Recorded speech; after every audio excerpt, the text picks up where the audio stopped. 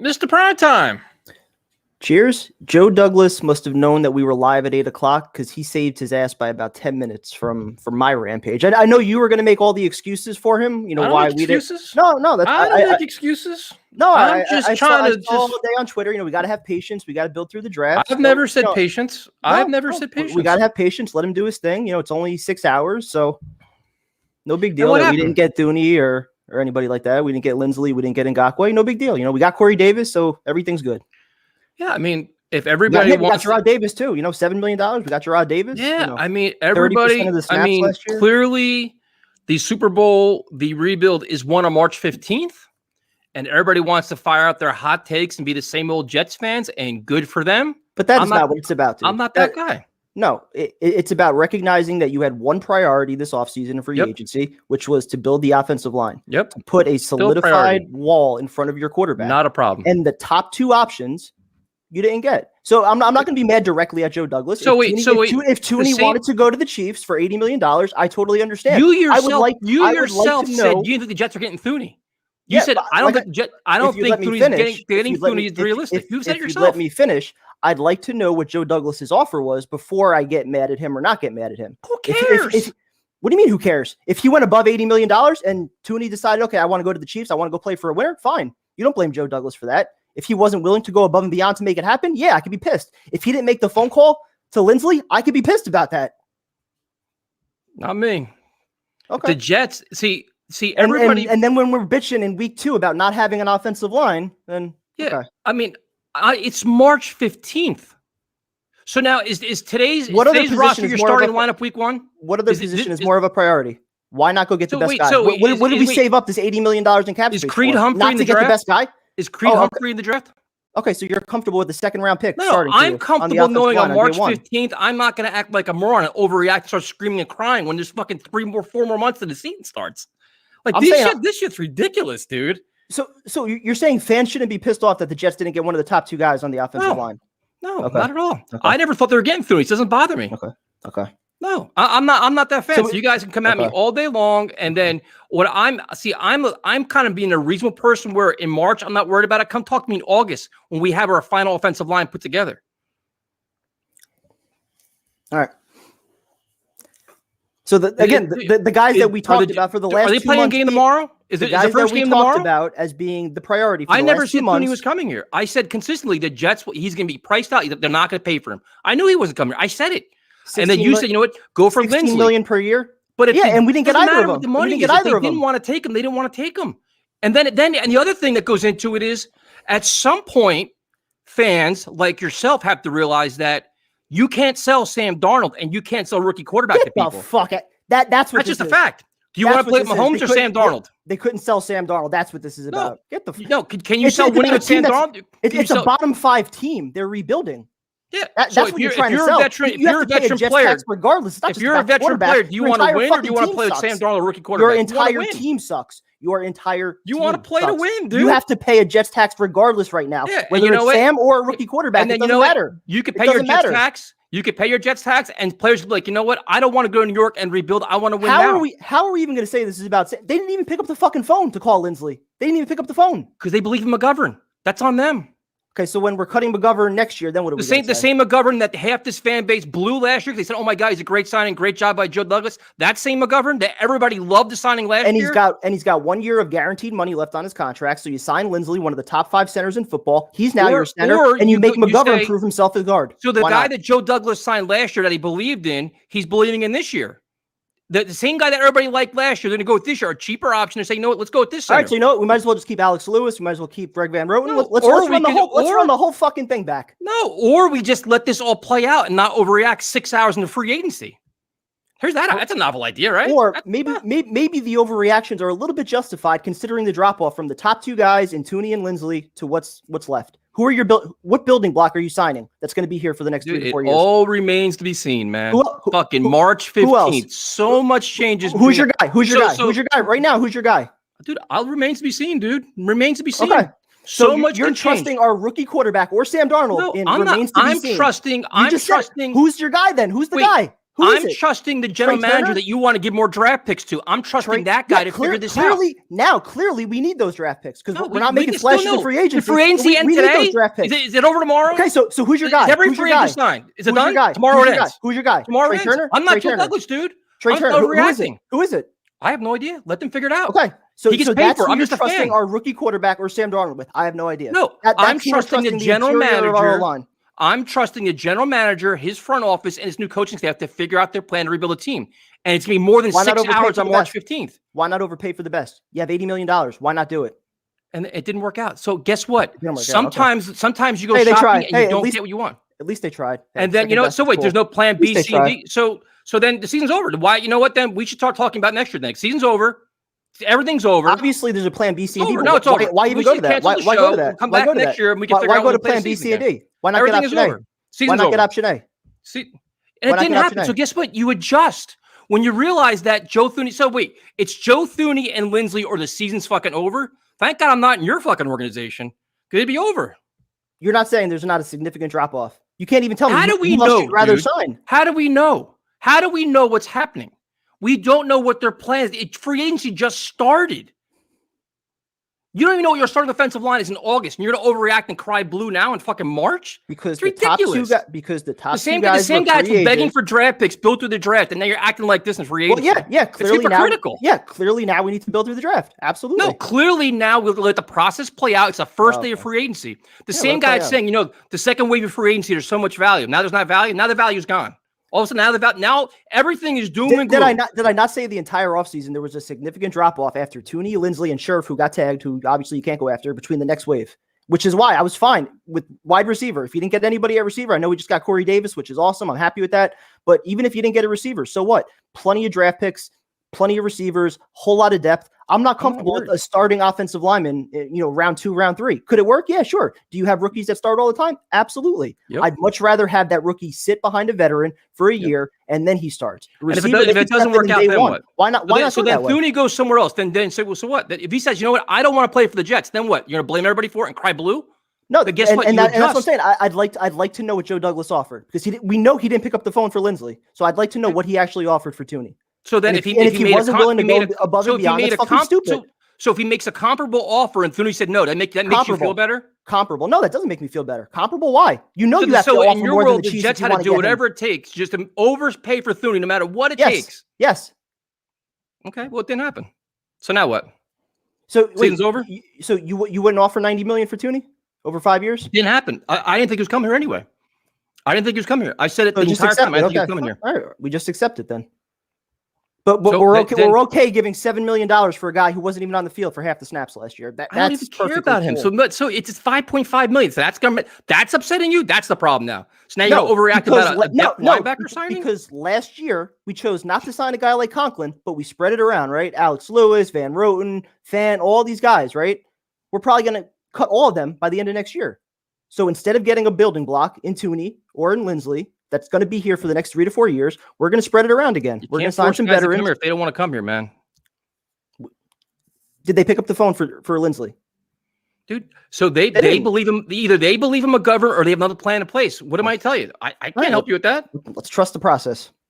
Dude, listen, I'm not going to sit here and fucking get all upset about it. It is what it is. Like, if they obviously... Why are we not going to get upset about it? Because obviously... That was the number one priority, the offensive line. Right. No matter who your quarterback is, whether it's March. And those were your top two guys. So that's it. So there is no other player. So there's no way in the world the Jets can build an offensive line. It's all over now. That's it. We're done. It's over. Everything's over. What did you say? What did you say when we lost out on Trevor Lawrence? I'm tired of settling for plan fucking B. This is plan B. Whatever happens now on the offensive line is plan fucking B. Because Joe Thuney and Lindsley, that was plan A. And they didn't get either of them. Well, the one player, Joe Thuney, was everybody's little love, and it didn't work out. So guess what? You know what good organizations do? You find some other ways to make up for it. I never thought he was coming here. I thought they'd go to Lindsley, and I was wrong. So they believe him a governor. Good for you. Coach him up and figure it out.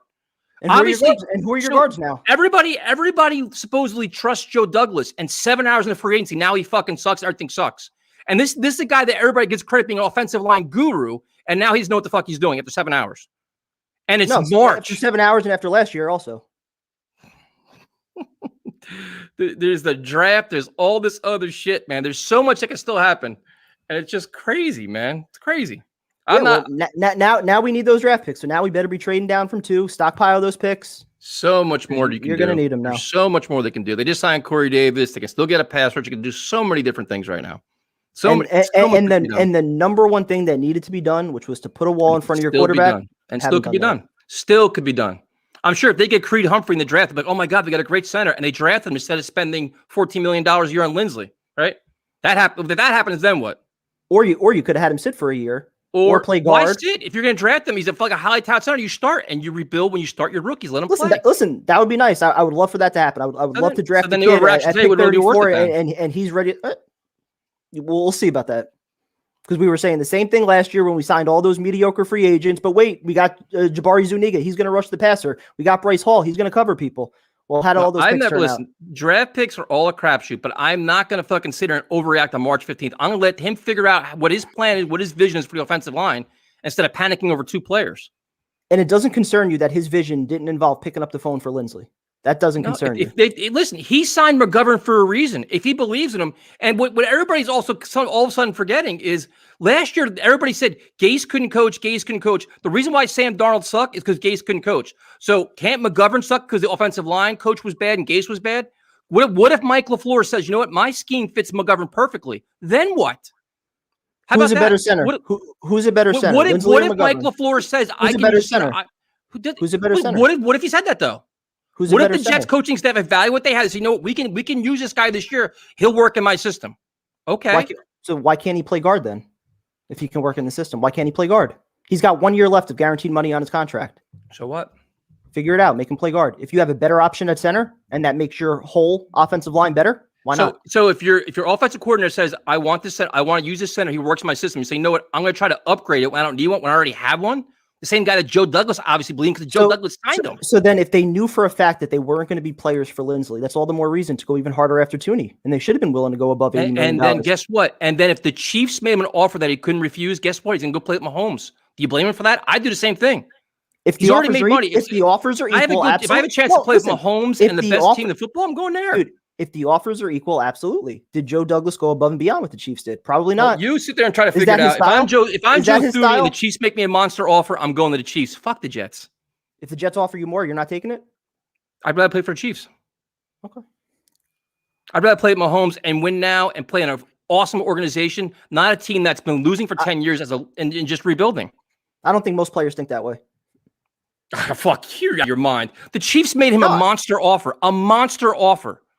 And he's already made a shitload of money. I'm not talking about comparable offers. I'm saying if the Jets paid, they made him a monster offer. Look at the money the Chiefs offer him. You're gonna say fuck no. I'd say okay. I'm gonna play Mahomes, Andy Reid, and win. If the Jets win 5 years, $92 million, $18 million per, something like that, he's not taking that. Dude, I'm playing for the Chiefs. I'm playing for the Chiefs in a heartbeat. I would just like to know that Douglas at least made that kind of offer. That he was. They said the Jets made a very. They said the word is the Jets made a competitive offer and the Chiefs blew him away. Competitive could be 4 years for 60-something million. That's competitive. 5 years for 72 million. That's competitive. But the Chiefs blew him away. Why should any team blow the Jets away? The Chiefs barely had cap space a few days ago, and they restructure, and now they're blowing you away when you've got $80 million. Why should any team blow them away for Joe Thuney? I guess Joe Douglas has a value. That was it. Yeah. Value, all right.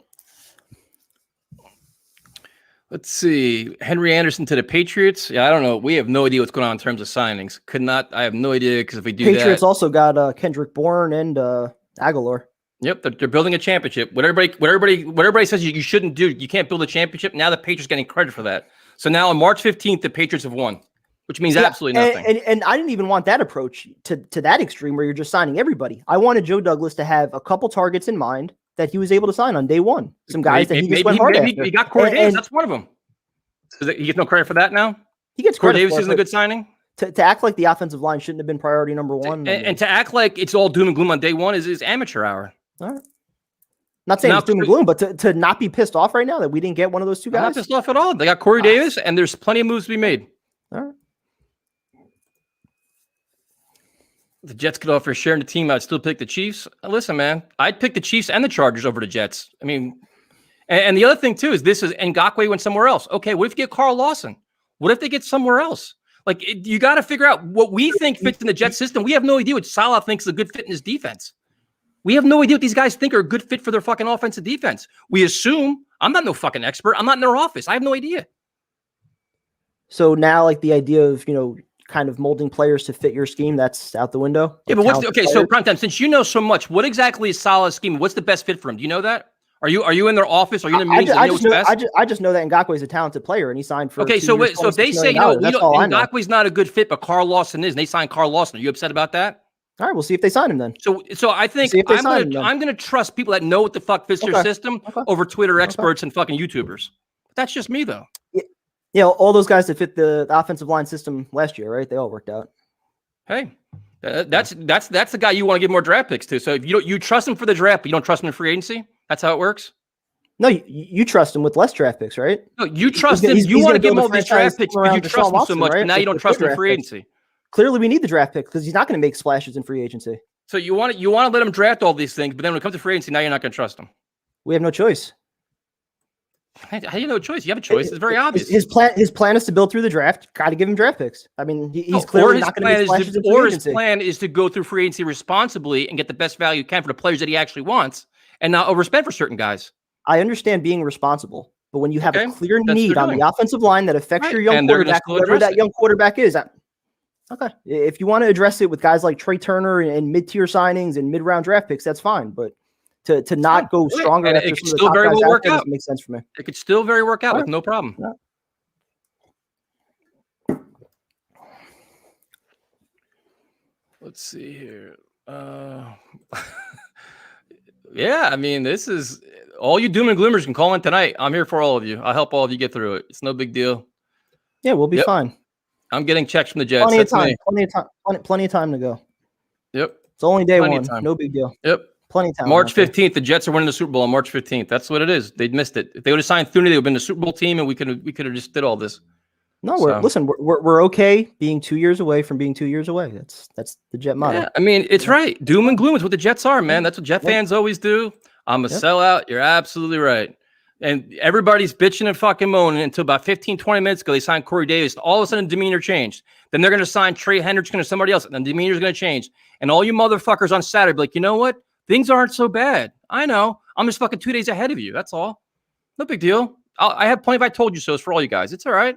We've done this every fucking year for the last 20 years. No big deal. Yeah, where have we gotten in those 20 years? Well, I mean, that's it. Listen, now if you want to fucking question the general manager you want to give all these draft picks to, that's on you, man. Clearly, we need the draft picks, do we not? Why? Where's free agency over? The free agency end today? I didn't realize that. Is there like a deadline? Is midnight tonight's over? Is that when it ends? So who's your building block? So let me get this straight. So free agency's over tonight. They can't make trades. Nothing else happens till when? August, September? We're done? Or we just wait till the draft? What guard are you signing? Dude, I have no idea, man. I'm not a general manager. I'm not a draft analyst. I'm not an NFL expert. All I know is that today is not the end of the world. I know you want it to be because you want to make this this is just Thuney or bust. I understand. Joe Thuney would have made the New York Jets. I understand. I wanted protection for whoever our quarterback is. So, and you're still going to get it. Clearly our number one need. Okay. And you're sure of that. You're sure of that. Yes. Okay. Because any competent chop this up for September when we're complaining about the offensive line again. I'll make it very clear to you. Every competent front office realizes you got to build your offensive line, which Joe Douglas said repeatedly. That's not going to change after 7 hours of free agency after a team overspent for Joe Thuney. Doesn't change. The vision will be the same. And come August, when you're sitting there fucking, oh my God, I can't wait for the season. The Jets offensive line is going to be a strength. I'll be like, I told you so. Okay. There's so many moves left to be made other than Lindsley and Thuney. Two players don't dictate the fortunes of your fucking franchise. That's ridiculous. Absolutely ridiculous. Yeah. So we're going to sign some low risk, high reward option, mid-tier guy, and we'll talk or you may even get quality for players a few months, and then we'll be cutting them in a year or two. Or you can get quality players. The cycle will continue. Doesn't always have to be negative, man. Doesn't always have to be negative. Things can actually work out once in a while. Yeah. I'm sure Gerard Davis will work out. Dude, you're worried about a $5 million linebacker. That's your problem, though? A $5 million linebacker is bothering you? Oh, so we're just throwing away $5 million. No big deal. Here. Let's just give everyone $5 million. So now we're going to get that petty. $5.5 million. We're getting that petty. We're going to pick on a linebacker now. No big deal. We're at that point now. Yeah, Jesus Christ, man. Do you want to get mad? Do you want to get mad if they hire like a new flight crew member? Is that going to bother you too? Is that going to ruin your plan? Are you really dismissing $5.5 million like it's nothing? Yeah, yeah. For a depth linebacker that's got a lot of speed. So now all of a sudden, wait. So the same defensive coordinator, the same defensive coach everybody likes, he brings in a guy with speed and athletic ability. Now you're going to discount that. So now you're going to discount what Saleh thinks on a defensive player because you know better. He played 30% of the snaps last year, and you're giving him $5.5 million up to $7 million. So if the head coach who's a defensive guy likes a player, are you going to discount him now because you know better? Who knows better? You or Rob Saleh? That's the guy you give $5.5 million to, dude. Well, so now you're not trusting your new coach either. Then better work out. You don't trust the new coach. Better work out. Okay, so now you don't trust the general manager or the coach on March 15th. That's interesting. I'm questioning their thought process. Yeah, absolutely. Okay, well that's fair enough. If that's a defensive guy that everybody loves, you're going to question the linebacker he wants for his defense. Yeah. Okay. Absolutely. Okay. Cool. For that price, absolutely. Because that $5 million is going to make or break the Jets. They can't sign nobody more because of that signing. That one just broke them. $5 million. Fuck, man. They probably can't afford the rookie class now. I can't believe you're so casual about $5.5 million. Doom and gloom, man. Everything is falling apart. Same old Jets. Fire the general manager. Woody Johnson's a fraud. Robert Saleh doesn't know what he's doing. Everybody panic. Run to the hills. Season's over. Free agency's over.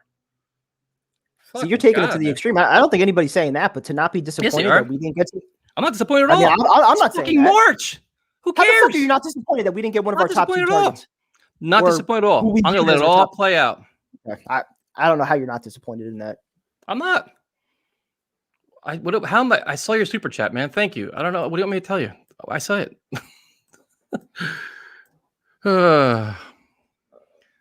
So ridiculous. Hey, doom and gloom, man. Doom and gloom. Everything's over. It's all over. Season's over. Who said that? Who said that? Who said that? You are. Obviously, they had no offensive line. It's over now. We have no offensive line. It's it. Season's over. Or we should do though. Have one of the best offensive lines. Since we're gonna have no offensive line, let's bring back Darnold because he's gonna be used to it. Then we get more excuses for him too. We can just go right back. You're gonna have to bring him back now because you got to trade that number 2 pick to at least more he's used to it because you're not getting guys in free agency. Well, he's gonna be back. He's used to it. Better get ready for it. Perfect. Then we can get at him sooner or later. Darren Lee. Darren Lee did the same shit. Might as well. Be easier. What's up, Tyler? What else we got in here?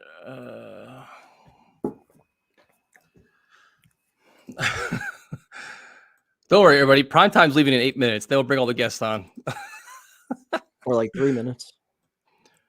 So when the Jets signed somebody, I'm not in shock. I'm fine, dude. I've been like this all day. I even just posted a video before we came on this fucking show.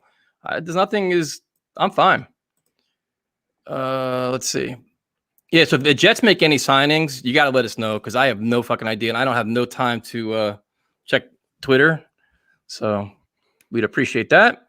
So Primetime, who's on your wish list now? Do you have a wish list or you're just completely done? I mean, I'd like Hendrickson, to be honest. I think he'd be a nice pass rusher in a 4-3. Would you still go after Golladay or Samuel? I'm not going after him, especially after signing Corey Davis. I don't think they're signing another receiver. It wouldn't surprise me if they wanted to sign, if Samuel or Juju. I'd go Samuel and cut Crowder. That's what I'm saying. Yeah, because now you got those two guys plus Mims. I mean, that's pretty much your trio, and you can still draft somebody too. So I wouldn't mind that. I think they're going to add a running back still. Probably someone relatively cheap like a McKinnon. Would you want Jamal Williams? How much is he going to cost, you think? Did Samuel sign with the Jaguars? I didn't see that. Oh, did he? Fuck. I don't know. I didn't see that. Probably. So now I got to check these guys in the fucking chat, make sure they're not lying to us. Bastards. I didn't see that. I didn't see that at all. I haven't seen anything yet. No. Yeah, the Patriots did sign Henry Anderson 2-year deal. They could have him. Yeah, I don't see nothing about Samuel. Yeah, no. So we'll see. I mean, some of the running backs that are interesting. So yeah, no, Samuel's still out there. I'd still go after Samuel and cut fucking Crowder. I have no problem doing that. The Jonnu Smith one kind of bummed me out a little bit because I liked him a lot, and the fullback going back to the 49ers. That was fucking two guys I was hoping for. But I just didn't think they were going to pay that much for a tight end. Yeah, that's a fucking steep amount for him, dude. And you still got plenty of guys out there. Kyle Rudolph got cut. Ertz could be available. I think Gerald Hunter Everett, Henry's out there he's too, young. isn't he? Henry's out there. Yeah, He so might there's a get couple little guys. bit more. Yeah, that money was fucking nuts, though. I was like, Jesus Christ. It's like somebody woke up Belichick out of his fucking slumber and be like, you got to spend money now. The pass rushers aren't getting paid what a lot of people Mm-mm. thought. I know Leonard Floyd got a ton of money. I think like 16 million per, but a lot of the others, I mean, Judon, he was relatively cheap. Shaq Barrett wasn't as much as most people thought. Well, they said Shaq Barrett took a little less to go back, didn't he? Yeah. There's still a couple guys out there. Like I like Carl Lawson a lot. There's a couple guys I still like. The guy going back to the Lions kind of bummed me out. I was kind of hoping he'd sneak out. Yeah. But we shall see. So your thoughts on Corey Davis? Physical guy, was he 6'3", 210? Yeah. 6'3", physical, good deep ball threat. The only question I had about him, and I don't know if we have any Titan fans or people that watched him a little bit more in the playoffs, but there were just a couple games where he was completely invisible, like nothing on the stat line in the playoffs. So I'm kind of curious what happened there. But otherwise, I mean, a top 5 pick that kind of came into his own last year. So I like young. that. Like if you look at the mold, he's like 26 years old. He fits the mold of guys that you want, like the young guys, shit like that. Yep. And What's now up, Darren? maybe even draft somebody in the slot. Maybe you go with a guy like Kadarius Toney or somebody like that, and you still cut Jamison Crowder. All right, Rutgers watched him. Corey Davis a lot like Mims. I saw every Titans game. Well, Rutgers, share your thoughts, man. Give us your insight. Call in and let us know what you think. Well, I gotta go. I'll be back probably a little after 9 or so. So we'll still be here. Hope so. Later. We will bring on Elias. Where is he at? Hold on. I hit the wrong button. Shit. My bad. What's up, man? Oh, fuck. I hit it again. Why it's not connected? You guess we'll need to connect their mic or cam. We'll go to Afram then. Afram, what's up, man? I'm good. How you doing? I'm doing great, man. I'm doing fine. Yeah. I think it was the anticipation of what you hear the last minute of between Tooney and Lindsley. I think got everyone psyched up that they were willing to, the tweets that came out that Douglas can spend as much as he wants. It's his team. He does what he can, however he wants to run it. I think the anticipation was there, and then when you don't get it, the disappointment is there. And when there's disappointment, there's you got a lot of steam. I kind of think that possibly he got a good offer. Yep. I'm thinking he didn't get a 5th year, and that's possible. I think they only offered him 4. I'm speculating, but I don't think he was going to give him 5 years, especially at 28, going to 29. I did want Jonnu because of his age. Yep. Well, just going back to the offensive line, and I understand Primetime's point, but I never thought Thuney was coming here. I thought the market was going to be too high. He's going to want too much money. And then I think when you're comparing apples to apples, comparing the Chiefs and the Jets is laughable at this point. So he went there. But to me, it wasn't going to make or break my offseason not getting Thuney. Lindsley was interesting, but then when you read that the Jets still like McGovern, which that's on them, I don't know if he wasn't coached up right. I mean, Joe Douglas obviously likes him. Maybe LaFleur does, or maybe they have another plan at center. We have no idea. But I'm not panicking yet, man. I'm just not. We also have to look at the fact that what coaches did we have exactly this past year? And going back, and I'm going to bring this example up because, I'm not knocking this guy they got from Detroit because he is a number 1 pick. He was a first-round pick. He's got speed, and my son is calling me. Go ahead. I can bring you back on if you want. Yeah, bring me back on, please. All right. I'm sorry. No, you're right. Good. All right, we're going to go to Elias. What's up, man? Sorry, man. I don't know what was going on. My mic got turned off or something. But, man, right before I saw your video, I was like, oh, this show's going to be disaster. It's going to be basically 2 against 1 because I thought you were going to – for some reason, I thought you were going to have the same opinions as Primetime, and I'm totally on your side. So I'm like, all right, this should get interesting. But, no, I couldn't disagree with him less. I mean, it's – how many hours has it been since this thing started? It's 1 7 player hours, got signed. 8 hours. Yeah, 1 player got signed. There's other options out there, man. I mean, just because you miss out on 1 guy. And also, I was mad when it happened for a second. And then I'm like, why did we expect this to happen so much? Because of a few reports or something about, the Jets are interested in him. like I compare this to the Trevor Bauer situation. You know me, I'm a big Met fan, and Yep. we gave him a similar offer to that the Dodgers did, but the dude wanted to go to the Dodgers. They just won a World Series. He's very analytical and whatnot, and they do that there very well. Something the Mets didn't have, really opportunity to offer him as much. So I'm not mad about that. Nope. The Lindsley thing with the not making an offer, a little bit upset about that. But hey, man, if they believe in McGovern, they believe in McGovern. So I was hyped about Corey Davis. So I usually tend to overreact when news just breaks, because see the tweet and then it's a Schefter tweet and then the I see I'm like, who's it going? The Jets. So a few let's goes is always fun with the news breaks like that, man. But it's not don't fire Joe Douglas. Don't freak out, man. And Gerard Davis. Left. Why not? I mean, the dude's a former first-round pick. There's something there. He's got speed. Like, the thing is, like, he said supposedly he struggles in coverage, but like at this point, I'm gonna have blind faith and solid see something in that he likes. Like, all right, but it's like basically it's a $5.5 million contract. That's not breaking anything, dude. Like, all right, you give him a flyer, see what happens. Like, I'm not worried about all these signings right now. Like, there's so much that's gonna change between now and August. Like, there's gonna be so many more pieces. Like, I like Corey Davis. I think it's a good move. I still want Curtis Samuel, though. I still like loading up. Like, I would still do it.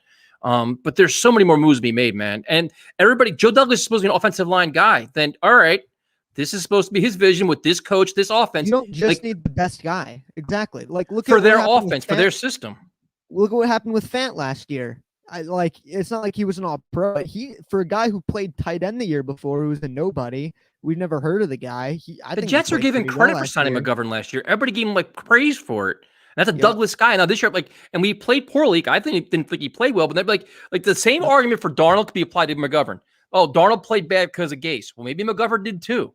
Maybe this offense, they say this offense is tailor-made for him. Maybe they have a vision for it. Who the fuck knows? It's the first day. Like, isn't that the lineman from the guy from the Ravens too? I think is available as well. Like, there's so many other. There's all kinds of options out there, man. Like I understand the offensive line's a priority.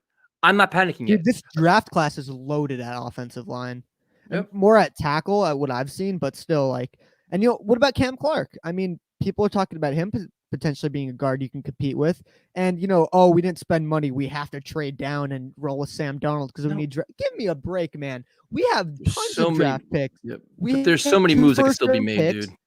Probably Sam, 2 second-round picks, 2 third-round picks, 4th, 2 fifths, probably I think 2 6th too.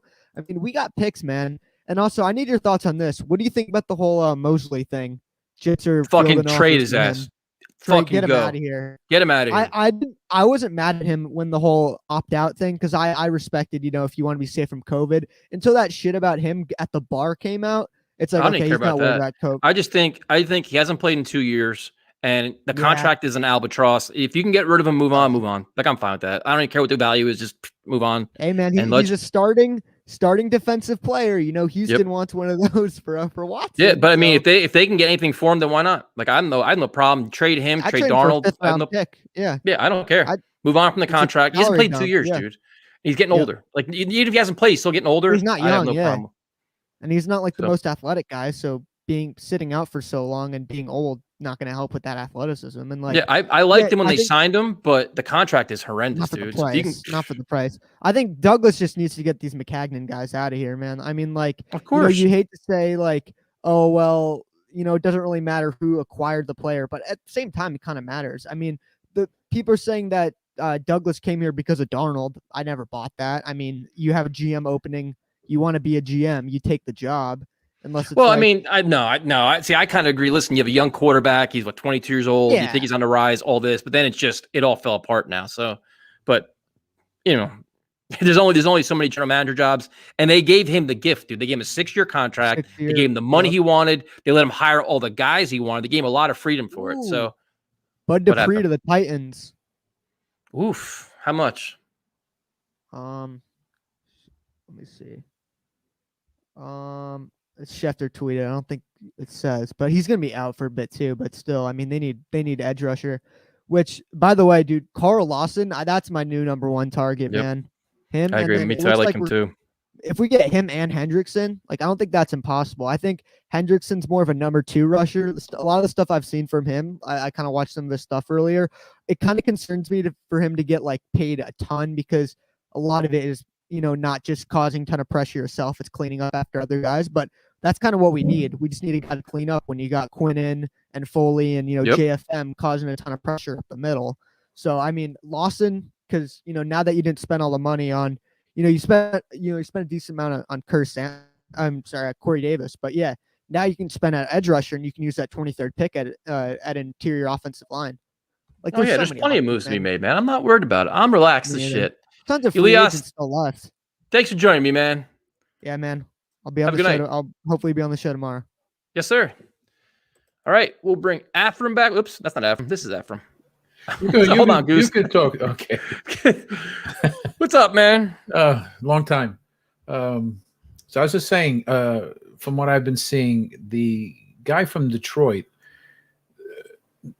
people were looking to leave with Patricia there. They couldn't stand him. They didn't want to play for him. He didn't respect the players. And I gotta and I've said this before. I didn't think the Jets played. They played to play. I didn't think they were playing with their full heart for Gase or for whoever's on that coaching staff. So yeah, I believe, like you say, he believes in McGovern, and he just has to fill in the guard spots. Who knows, Cameron Clark? Unfortunately, other free agents. There's a lot of other guys out there, man. There's a lot of other guys. I mean, to me, like Joe Douglas is a very calculated, smart man. So they have other options after Thuney and Lindsley. They're gonna be like, all right, this is I understand Plan B is not ideal, but if you can't afford Plan A or Plan A just doesn't work out because he wants to play Patrick Mahomes, you don't quit. You don't give up. You're like, all right, we're going to adjust, and this is what we're going to do with. And you coach them up, and you find the best 5 guys to start on your offensive line. Yeah. Like keep in mind, they have $68 million. 10 off for that. You got 58 because you need 10 million for the draft. So now you got 58 million. You're going to have to keep around maybe 5 million just in case for injuries and all that. So, you don't have 80 million. You're going to have to cut other players. Which is fine. They can cut plenty of players. You can cut Van Roten, Griffin, Crowder.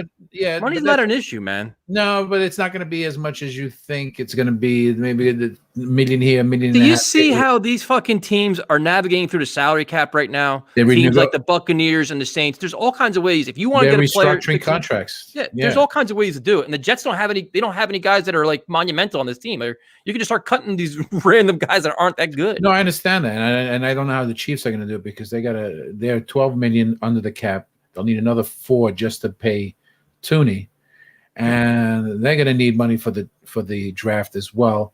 They still have ends that they got rid of, right? Fisher and who's the other guy? So, yep.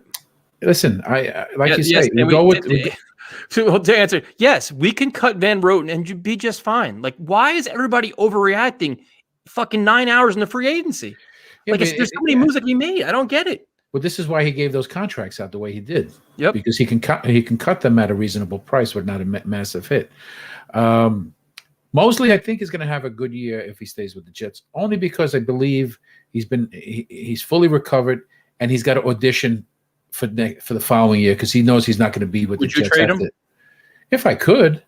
I'd 4th round pick, gone. Take care. Out of here. You can get more than that, but I'm saying if you want to keep him, I think he's gonna play well only because he has to showcase himself for the next team because he knows he's not going to be with the Jets after this season. So most of these guys start to play hard, just like Henry Anderson played hard and then he got his money and took off and then he played. So I expect more. I like this kid Carl Lawson. I like his age. Yep. Samuel, he's only 24, which is great. All the right age group, man. Yeah, and so is Hendrickson. I don't know if he can pull off both of them. I don't know if he wants to pull off both of them because he has enough picks. He can draft the young kid. There's a lot of edges available in the draft, a lot of guards available at the draft.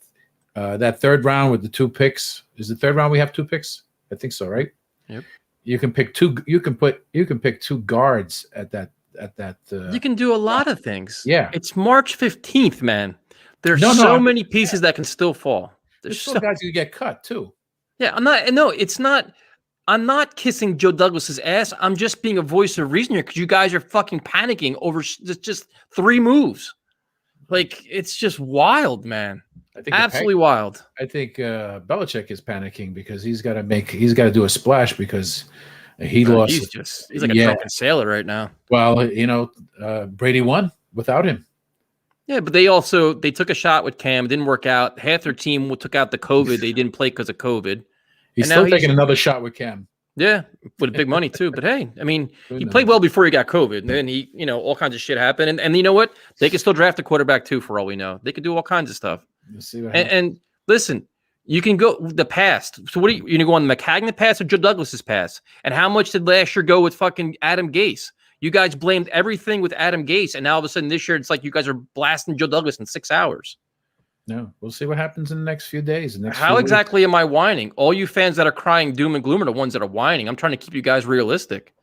I guess whining is when you keep complaining over just not getting Thuney. But yeah, just stay sane. They got to. This is a new GM and a new coach. New coach. They're picking players which fits their system, just like they took this guy because he's a very speedy linebacker for coverage. That's his specialty. He covers. If you see some of his highlights, he's very fast. He's a good tackler. And I think that's what Saleh wants. If you're going to go with a 4-3, you want these guys who can tackle. Yep. So I'm gonna have to, be calm about everything and see what guys are they going to pick. I really don't foresee what's his name, the cornerback from San Francisco coming here. Sherman. I don't think they're going to pay him what he wants. I don't think they're going to give him 10, 11 million or 12 million a year. I really don't. I think he's. What do you think about Corey Davis? I thought it was a good deal. I thought it was 12 million for 25-year-old? Yeah, 12.5 million, I think it was. Yeah, that's something. That's a good deal. Yeah, no, I like the move, dude. I think it's like physical, you said, big. I listened to the call, the phone-in one. Yep. You hit it right on the nose. You don't have to have a premier player at wide receiver. If you have 3 very good wide receivers, guess what? Who are you covering? Yep. I kind of like John. I like the double tight end, but yeah, Hunter Henry's available. I don't know if they want to go double tight end, but no, he hasn't signed yet either. So there's a bunch of options. It's how they want to run the offense, how they're going to run the defense. Like you say, Jamal Williams from the Packers. Yep. Packers. He's very young too. So I think if we look at a pattern, if he's signing young guys like in 25, 26 and giving them like 3, 4 years, you want, man. That's building blocks. And that's where he's staying. And that's where he's going to give the money. Well, that's the way it should be, man. You don't need guys that are late 30s. You want a young nucleus that you can start building around, and guys are here for 3 years, 4 years. Yeah, get some kind of continuity. That one guy that I think you put it on Twitter, who was saying this is the package for some of these players, and he had Trent Williams getting. I said, "Oh my God! I mean, this guy's 30, 100. He's 50 years old, and you're going to give him that much money." So everything is overhyped right now, just to sell stories. And you see now the market isn't what everyone thinks it is. So let's see. I mean, you got Galloway. Let the dust settle. Let the dust settle and see who has the money at the end. Jacksonville hasn't made a tremendous splash with all that money either. They're just going to sit around and do a thing. But Jet fans, relax.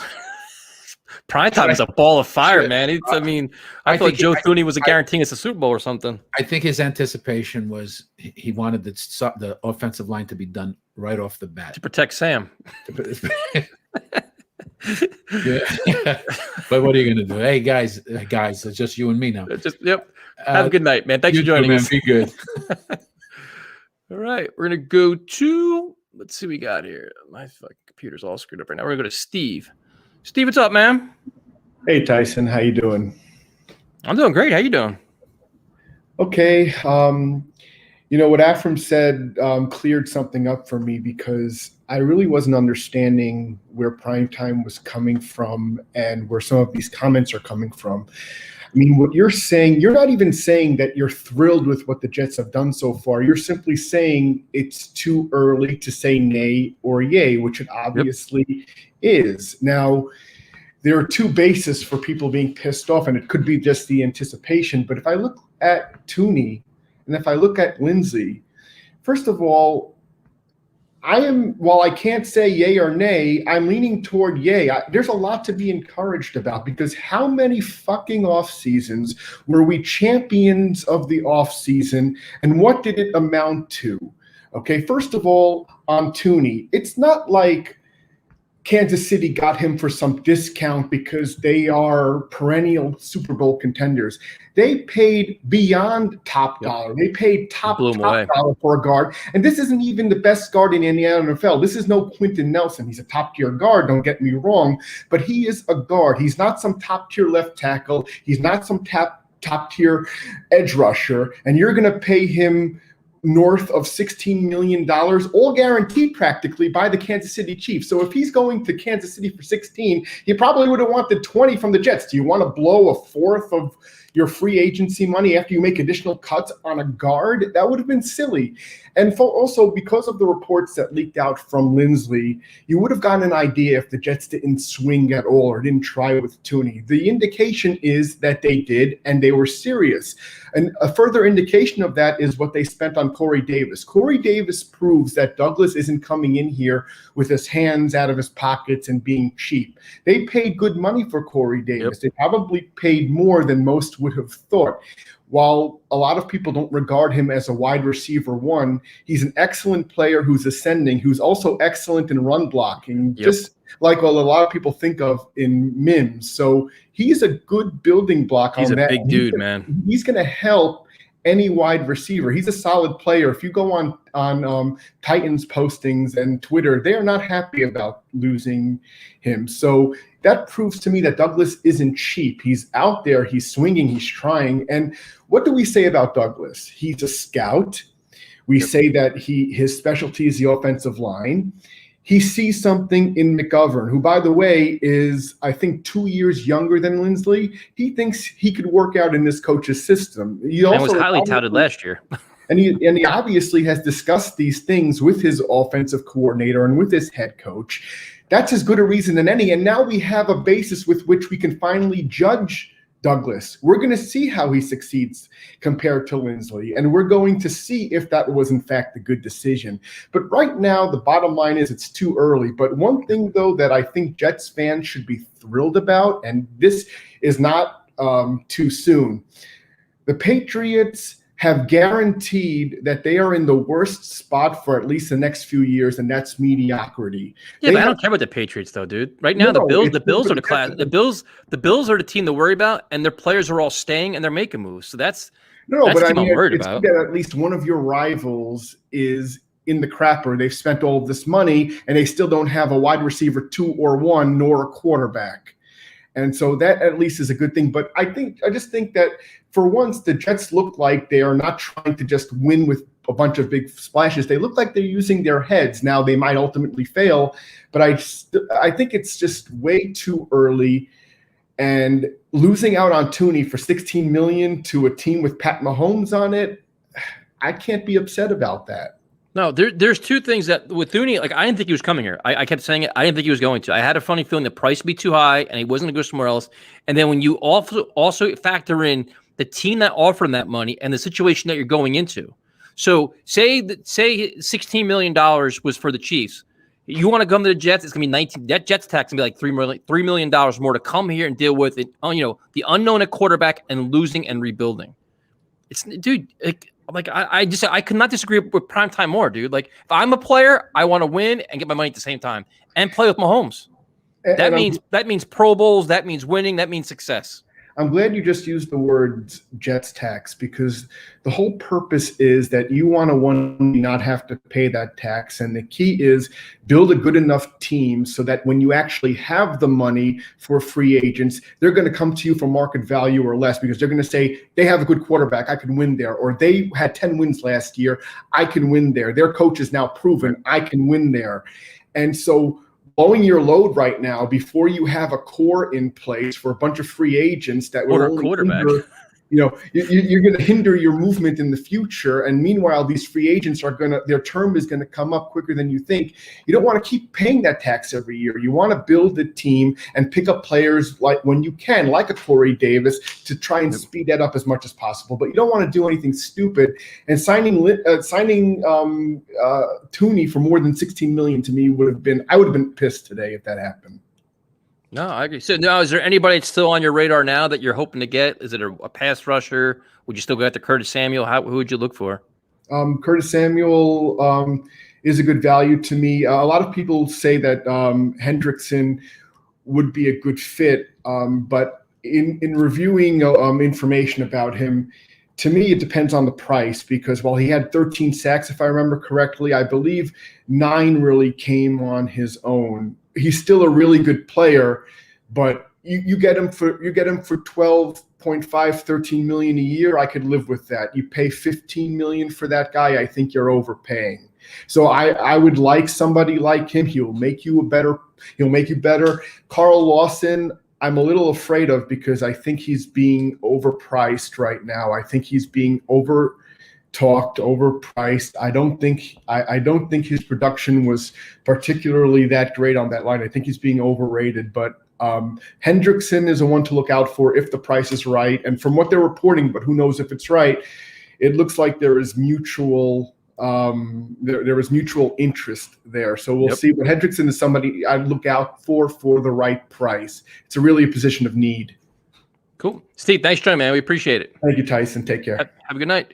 All right, we go to Goose. I had him on before, and I hit the wrong button. So I hit the wrong button again. What's up, man? Yeah. What's up, man? How's everything? I'm under attack, man. Yes, great day to start. Well, I have to say I was a little prime time-ish earlier today when we didn't get Thuney. I was really, really expecting them to get him last couple of days. I thought the talk was there, but then when I saw the amount the Chiefs got him, you know, if you're him, you're going there anyway. Yep. You're not going to sign with the Jets unless you're getting like many $1 million more than what they were getting. Yep. So I can understand that. Jonnu Smith, I wanted him, but I think that contract's a little overpriced for my thing. Yep. I don't know if you would ever pay $12 million for a tight end, would you? No, I was surprised by the money he got. I was way surprised for that one. Yeah, me too. I mean, unless you're Kelsey, I'm not paying that type of money, and we're not in the area to do that right now. Nope. Corey Davis is interesting. I like him. As I mentioned before, he's a very good run blocker. Some games he did disappear a little bit, but I play a lot of fantasy with Tennessee players. I sort of noticed that A.J. Brown, when he'd have a great game, Corey Davis wouldn't show up. If Corey Davis had a great game, A.J. Brown wouldn't show up. So I think it's just the offensive system. So we'll see. But I just hope they grab more receivers. I want like the days where they had Brandon Marshall and Eric Decker. I want those two really prime receivers. So I'm still looking. He's like 6'3", 210. He's a big physical guy, man. He can move. So yeah, I like it. But I still want maybe like a Samuel or Galladay, either one of them. Galladay, I think, is more of a number one receiver who would fit us better, because we have, I think Corey Davis is maybe like a 1A to a 2-ish, and I think Mims is a 2 right now. But just have that type of explosive offense. That's what I would just love to have. No, I mean, I'm just letting it all play out, man. Like, there's so many moves that still left to be made.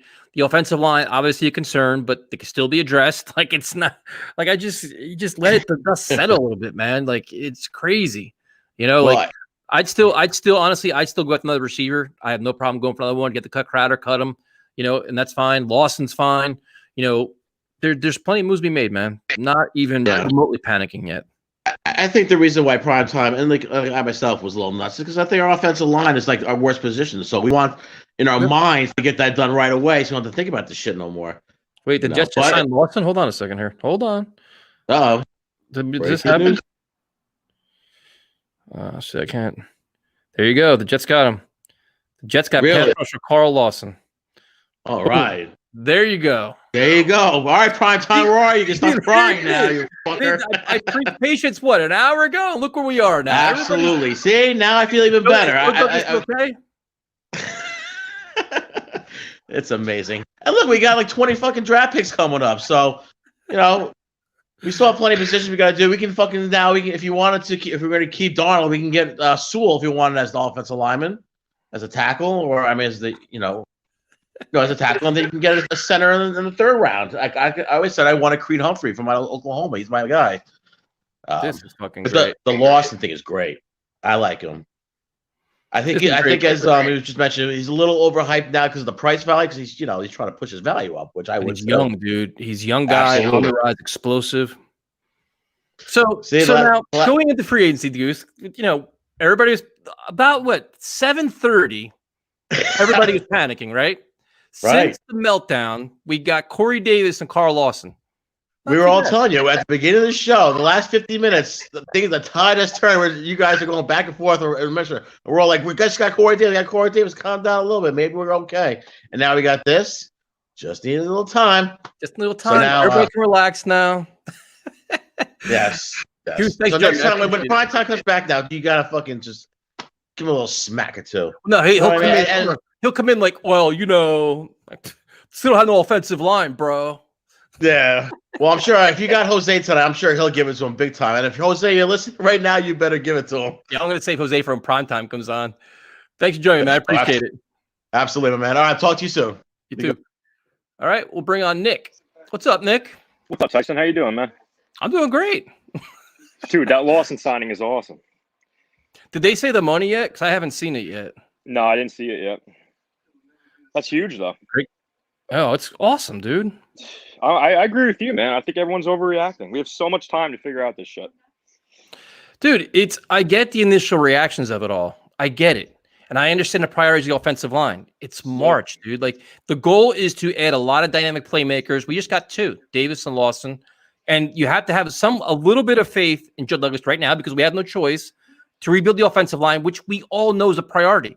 I mean, he sat firsthand and watched the fucking offensive line melt, but he also saw bad coaching as well. So you got to say, okay, what does the Mike LaFleur want? What's a Mike LaFleur offensive lineman? Who are they? And we don't know what the right fit is. I have no idea what they want.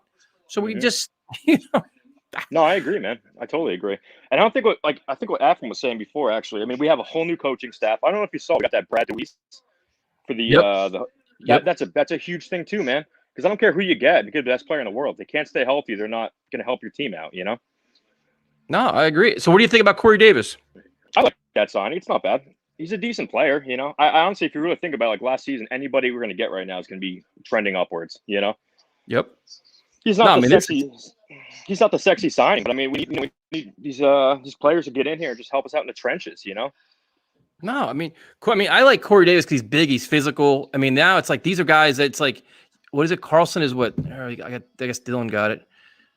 3 years, 45 million, 30 guaranteed can be. It works for me, man. Yeah, that's perfect. That's gonna help, man. You're right, though. There's so many other things we have to do right now. You know what I mean? It's just the first fucking day. It's just, it's gonna be interesting, man. Never a dull moment. It's exciting. I mean, when was the last time the Jets had a player like Carl Lawson on their roster? I was just Jesus saying, Christ, man. I have no fucking clue. That's what. So now, who else is on your wish list? I want Henry. If we could get Galladay, that'd be great. If we can't get him, Sam will be all right for right now. And you said Michael Crowder. The running back from the Packers, Jamal Williams. Yeah, I'd like him too, for sure. I'm curious to see what his market's going to be because he's young. He's pretty versatile. Yeah, I don't know what he's looking for, but he'd be a great signing, a great addition to the team. I mean, Quinnen Williams and Carl Lawson. I mean, woo-wee. Yeah, I'll take that all day. Is it okay to be excited now? Or are we still in the doom and gloom mode? I got to figure out where we are now. Is it all right? No, I'm still excited, man. We still have the draft, dude. Oh, shit. There's so much to look forward to. Would you go after Richard Sherman? How much is he looking for? I don't know, man. I'm not really sure what they're going to do. I mean, he's probably going to be one of his last. Probably what, $8-9 million a year for 2 years. I don't know. I mean, probably, yeah. I mean, I think we need a veteran back to help out the new guys coming in. Obviously they're going young right now, which is a good thing. We need that, and we need somebody back there that's going to be like a stalwart, and just keep everybody grounded and get hungry, Yeah, I'm excited, man. Thanks, else are Jim. you Man, looking appreciate for? it. Oh, I'm looking for. I like Jamal Williams too. I mean, I usually don't like paying for running backs. I usually like drafting them, but I was Yeah. curious to see how that played. I thought they were going to keep him and let Aaron Jones walk, and they didn't do that. Let's see who else. They got Lawson. That's what I really want. I wanted John Smith pretty bad, but not for that price. Yeah, I did. I really don't know, man. I think that's. I'd probably say Curtis Samuel. I'd still like, and I would cut Crowder. I'd get younger, faster, more explosive there. Mm-hmm. And then see what happens. I mean, I'm curious to see how they handle the quarterback position, if they even consider going for any kind of backup quarterback, or they kind of let it just slide. And Yeah. we'll see. This is Yeah, interesting. we'll see, man. Yeah, it is what it is, right? Thanks for having me. It's fun, dude. This is all fun. Absolutely. Have a good night, man. All right, man. Talk to you later. All right, we will go to. We got Jomo. What's up, man? How's it going, Tyson? Carl How you Lawson's feeling, how I'm man? doing. I like Lawson. How's about that? I was saying Hendrickson, but I like Lawson a lot. He's young, man. Young, explosive guy on the rise. It's hard to not like that. You know. For sure. Yeah. What do you think about Corey He Davis? got a lot of quarterback pressures. Davis, I like Davis, man. You know, he's a nice compliment to Mims. Davis will probably be the one, and you got Mims at the two. That's probably our whenever we run the ball, that'll probably be our set, you know. No, he's pretty. So- He's a big dude, man. So, who else is on your wish list? I don't know, like, you know, you want an old lineman, but the ones that are remaining, like, I don't want to spend too much money on them. Maybe I was thinking maybe I know you guys were just talking about Trent Williams, but honestly, I'd be willing to pay some money for him. A nice 2-3 year deal. I mean, Trent he's like Williams? 33. Left tackle? Yeah, man. The tackle. Why? You got Becton. Well, you could put him at right tackle, I would think. But why? Not Becton. Becton You could put Becton Williams. could be your there. lip. You're going to pay $20 million for a right tackle? Well, I wouldn't pay 20.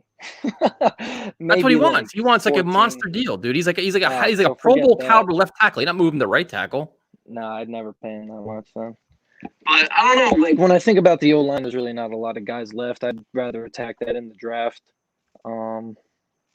Defense, I'd like to see a corner. I don't know about Sherman though. I mean, maybe he could mentor the young guys, like you were saying. Yeah, I think sooner or later, some like the former 49ers are going to come here and help Saleh implement his defense and just kind of bring in his culture and stuff. So, Yeah. I think we lost you. There you go. No, I'm here. But I mean, who do you want? Like, who are you looking for? I still want Samuel. I don't mind Sherman whatsoever. Jamal Williams is Samuel would be interesting. nice. Yeah, there's I really interesting- like the idea of getting Samuel and cutting Crowder. I've been saying that from the get-go. Cut Crowder, get a young guy. I mean, Yes, and for those that are asking, yes, I am still all about Deshaun Watson too. So that is number one on my list. In case for those of you wondering, that will not change anytime I was soon. going to jump on here and say I think now we're poised for Deshaun. He's not spending too much money, but it was too early, obviously. And He's still it making. looks like His contract is still. he's not tolerable. done, man. Yeah. But Douglas is not done, man. I think he's gonna spend a lot of money. I think we're gonna see the team change. I think we're gonna get a couple more starters. I want to get Henry. I would really like to see Hunter Henry on this Hunter team. Henry. Yeah, Well, man. the Another John weapon on Smith the offense. contract was surprising, dude. I wonder what that's going to be for him. That's But he's been healthy. He's been balling for the past couple of years, so he kind of deserves the money. Honestly, he deserved to get paid. And the Pats were desperate for tight end. You know. yeah. No, that's what they feature on their offense, especially with Cam Newton now. So that's Oh man, Newton's gonna love that. I think Oh, he's yeah. gonna be the starter. They're paying him $15 million, man. He's got to start, right? he was playing. I mean, Cam was playing pretty well before he got COVID, though. And I think that the Patriots, they lost a lot of players because of COVID. They have a vision what they want to do. Probably go back to run the ball, feature the tight end. I mean, I think their blueprint's pretty good. So we'll see. Man. What the Saints do now? Some big signing for the Saints. Who they get? No clue. Sorry for doing this, guys, but I'm just curious to see what the hell's going on. Something happened with the Saints. Jameis Winston going back to the Saints. Good for him. Oh, there you go. Yeah, That's a he's good gonna fit, be their man. guy. That's a real good fit for them. Yeah. That's a definitely smart move So, for them. you think we should attack safety, man? Who's out there on safety? Marcus they May. Marcus May and Ashton Davis. That's what you got. You're Ashton coming to Davis. franchise tag. Oh my God, Ashton Davis. You know what we do need is a nickel. They're talking about that guy from the Niners coming in at nickel. But I would like to re-sign Poole, man. Poole balls. Well, they're saying the Browns are like in the hunt for Poole. I don't know if that happened yet or not, but Really? That's now they're crazy. saying the Jets are getting a lot of Yeah. credit. They're saying John Franklin Myers, Carl Lawson, and Quinnen. That's what I'm talking about. Yeah. Jomo, thanks, John. Man, I That's a appreciate nice it. front, man. Have a good one, man. Too. All right, let's see who we got here. We'll go to Mr. Ghost Pepper. What's up, man? How you doing, man? I just got the Knicks game on mute. Okay. You're like in the Lord of Darkness right now.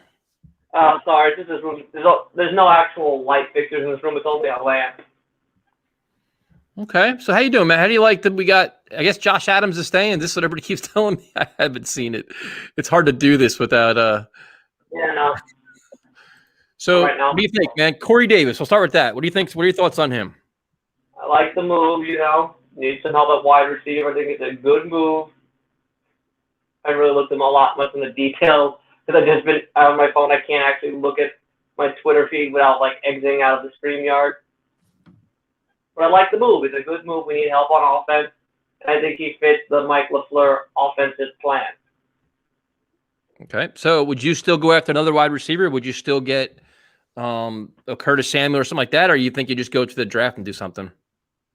Me, I'd go with the draft. I can understand getting younger at slot. I understand that. Getting younger, a little cheaper at slot. I'm fine with that. But I'm fine with either way. And, I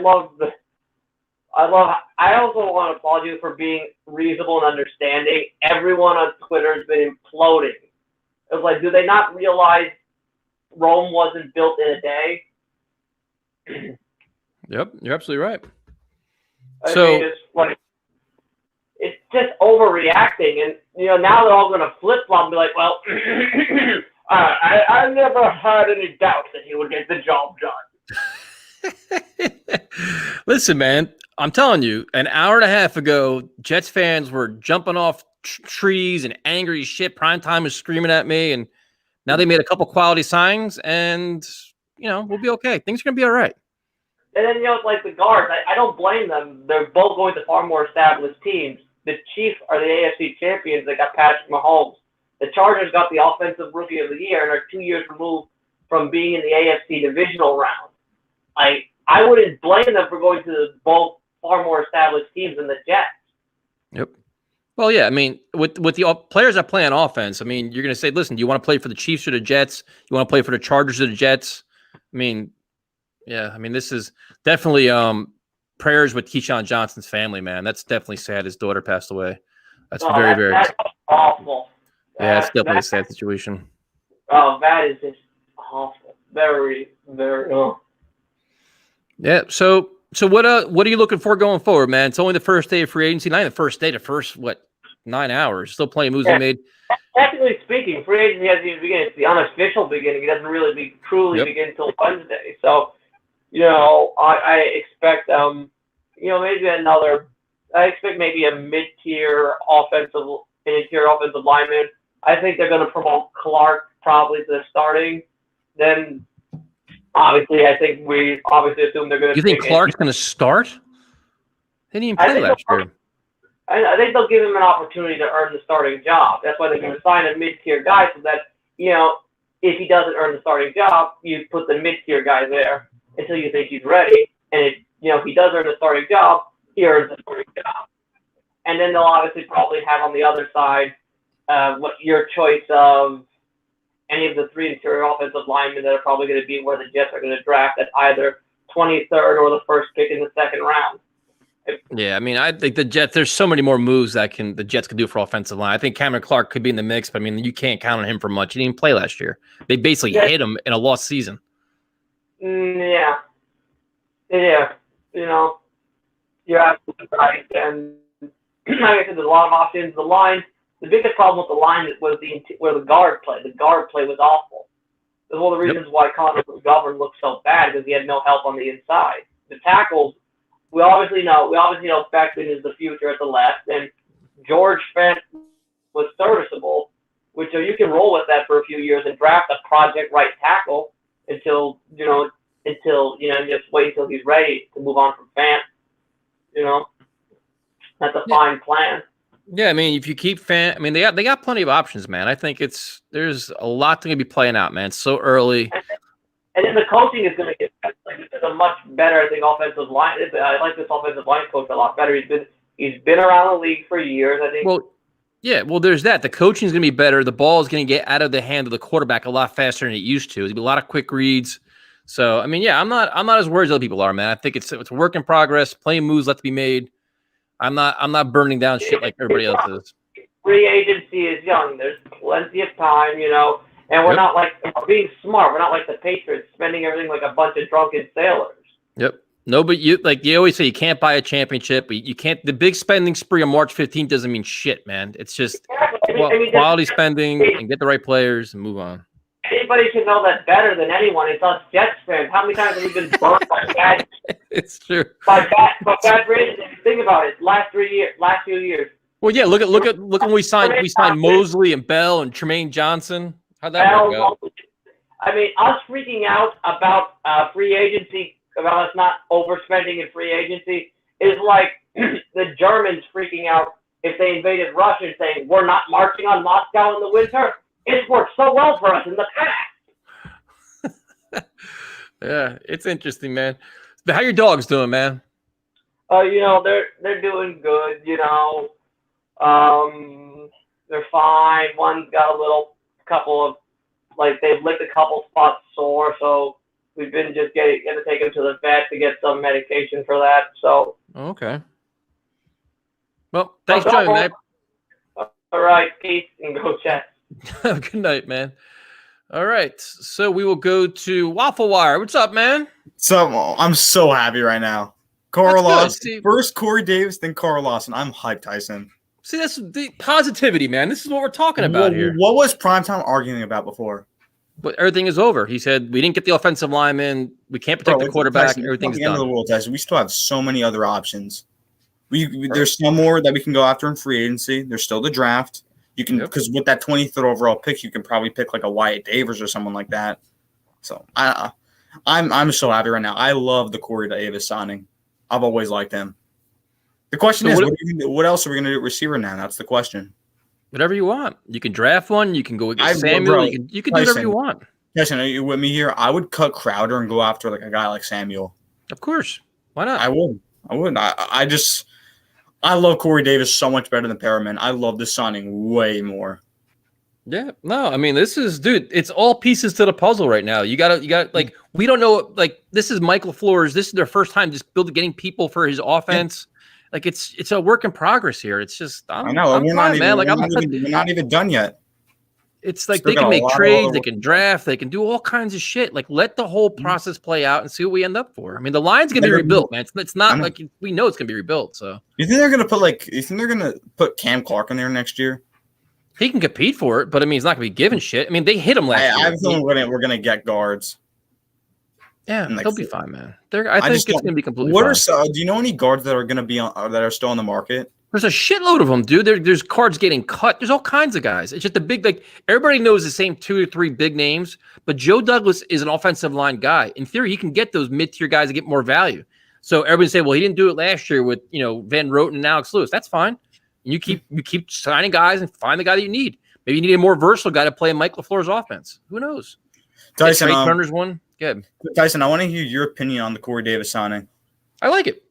I think it's great, dude. He's big. Like 26 years old. This is a perfect signing. He's big. He's physical. He's a good fit for the offense. I had a feeling, Tyson. I had a big feeling the Jets were going to sign a guy like this. I feel like he's just a Joe Douglas type guy, in my opinion. He's a player on the rise, dude. That's all you could ask for at this point. But that's not my point, though, Tyson. He's a really solid player, and this is a guy you can get pretty cheap. That's like what Joe Douglas does. Yeah, I mean, it's not cheap, but I mean, I wanted Allen Robinson. How much is he? I wanted Allen Robinson. He got tagged. Chris Godwin got tagged. So now the top guys weren't available. So now it's down to Juju, it's down to Galladay, and Corey Davis. Would you be mad if we get Juju? Would you be mad? I mean, what's his price tags? I think it's gonna be crazy. To be honest with you, I'd like Curtis Samuel over him. I like him. I'm just saying he's not worth that money yet. He's not. It's all pieces of the puzzle. I mean, listen. If they want to spend money on playmakers, man, I can't get mad at it. If you walk out of here with Mims, Juju, and Corey Davis, I mean, who the hell can be mad about that? Yeah. You know? Then next year, like say this, we cut Crowder, sign Juju. Look at the receiver core we would have next year. We would have Corey Davis, Juju, and Mims. I think that's perfect. That's set. perfect. All three of those guys are young. You can still That's draft perfect. somebody if you want. You can I go know. 4 if you want. Who gives a shit? I know. But what I'd wide rather receiver Curtis are you Samuel, looking but at in the draft? oh, dude, we'll get to the draft when we get there. Just enjoy free agency first. I know. Let's We do this. got this whole week, and we're not even See, close to being we're done. we're having a conversation. We haven't even argued, man. We've made progress. I've been excited this whole week. I had a feeling the Jets were going to make a splash late at night, and it happened. Well, dude, they have fucking $80 million to spend. They're going to make big moves, and everybody early in the day was getting mad at Joe Douglas. I'm like, chill out. Like Matt O'Leary. No. Oh, should I? yeah, you should. No, this guy was just saying, listen, there's still a lot of talent on the free agency market, and he was talking about, dude, my Twitter timeline was a fiasco for like 5 hours. It was a complete disaster. Everybody attacking me, this, that, sky is falling, and now here we are, 9 o'clock. Everybody's calm again. Flipping out. Listen to me, man. I have a question for you. You think Thuney's going to choose the Jets over the Chiefs? That's not happening. Listen to me. I'm a Jet fan. I'm a big Jet fan. I'm just saying. Right now, I'd rather play for the Chiefs right now. The Chiefs, they're in the middle of a dynasty right now. We're still in a rebuild. We haven't made the playoffs in 10 years. I don't blame, bro. Even if he offered the Chiefs more, he still would have went to the Chiefs a little more, just a tiny more. He still would have went to the Chiefs. And with Lindsley, I don't blame him. The Chargers, they got a bright future ahead of them. I don't blame him for wanting to play with Justin Herbert. Anthony, good joining us, man. Appreciate it. All right, I'll talk to you next time. Crazy. We have people on. We're not even fighting now. We bring on Jake. Whoops, that's not Jake. My bad. Hold on, I fucked it up. What's up, Jake? What's up, Tyson? How you doing? I'm doing good, man. How you doing? Actually, the guy you're about to put on, I actually liked his call you did. Worth the fight. I actually liked his talk last time. It was about Darnold. He made a fair point. I will say that. So definitely bring him on at some point. He's on next. Yeah, I'm just going through like the list here. So yeah. It's what a day.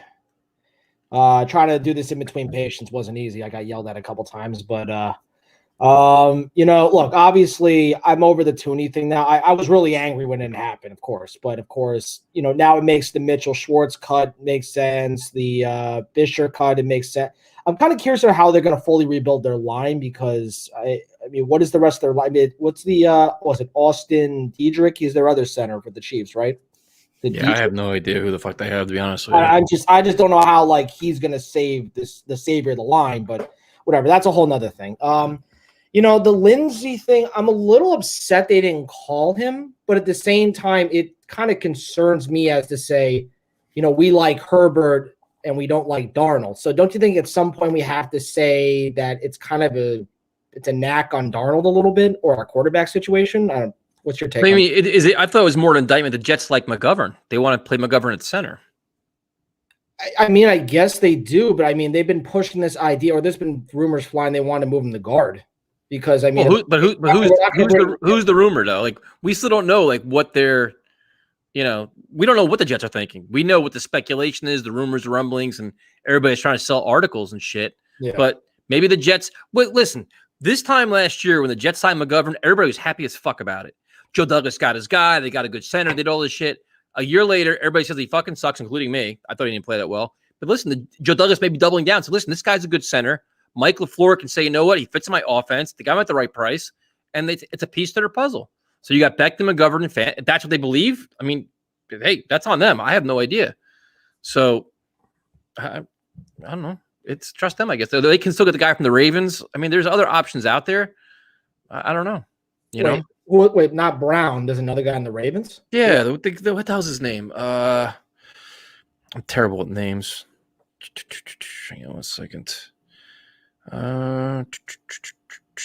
There's another center out there that is still pretty good, but I'm not sure if they're even in the market for it. They believe in the Skura. You think he's still out there? Oh, yes, Skura. Skura. Yeah. Yep. He's a free agent. I thought he was still on the team. I thought he was a free agent.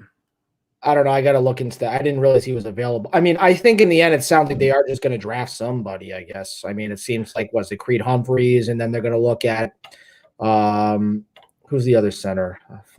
I'm so behind on because I really thought we're going to get our line kind of set by now and then maybe get a guard, but now we're going to have to probably draft a little bit deeper.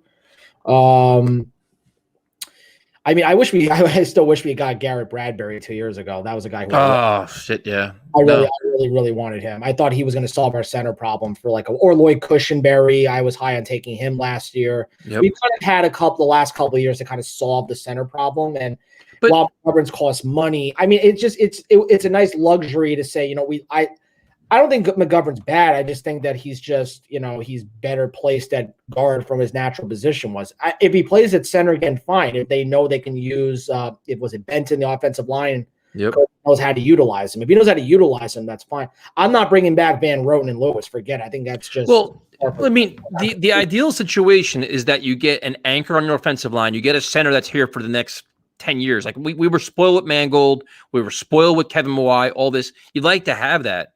You don't want to have a Band-Aid, especially with a rookie quarterback. You want to have some kind of stability at the position, assuming you have Zach Wilson or whoever.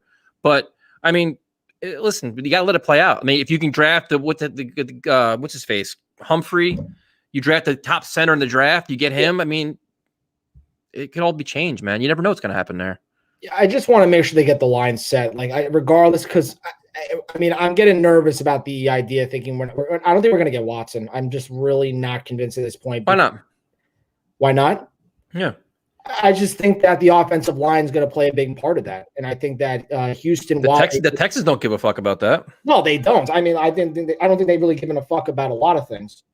Wait, hold on. So if you right now you're telling Watson you got Corey Davis and Denzel Mims and Crowder. I mean, that's not terrible.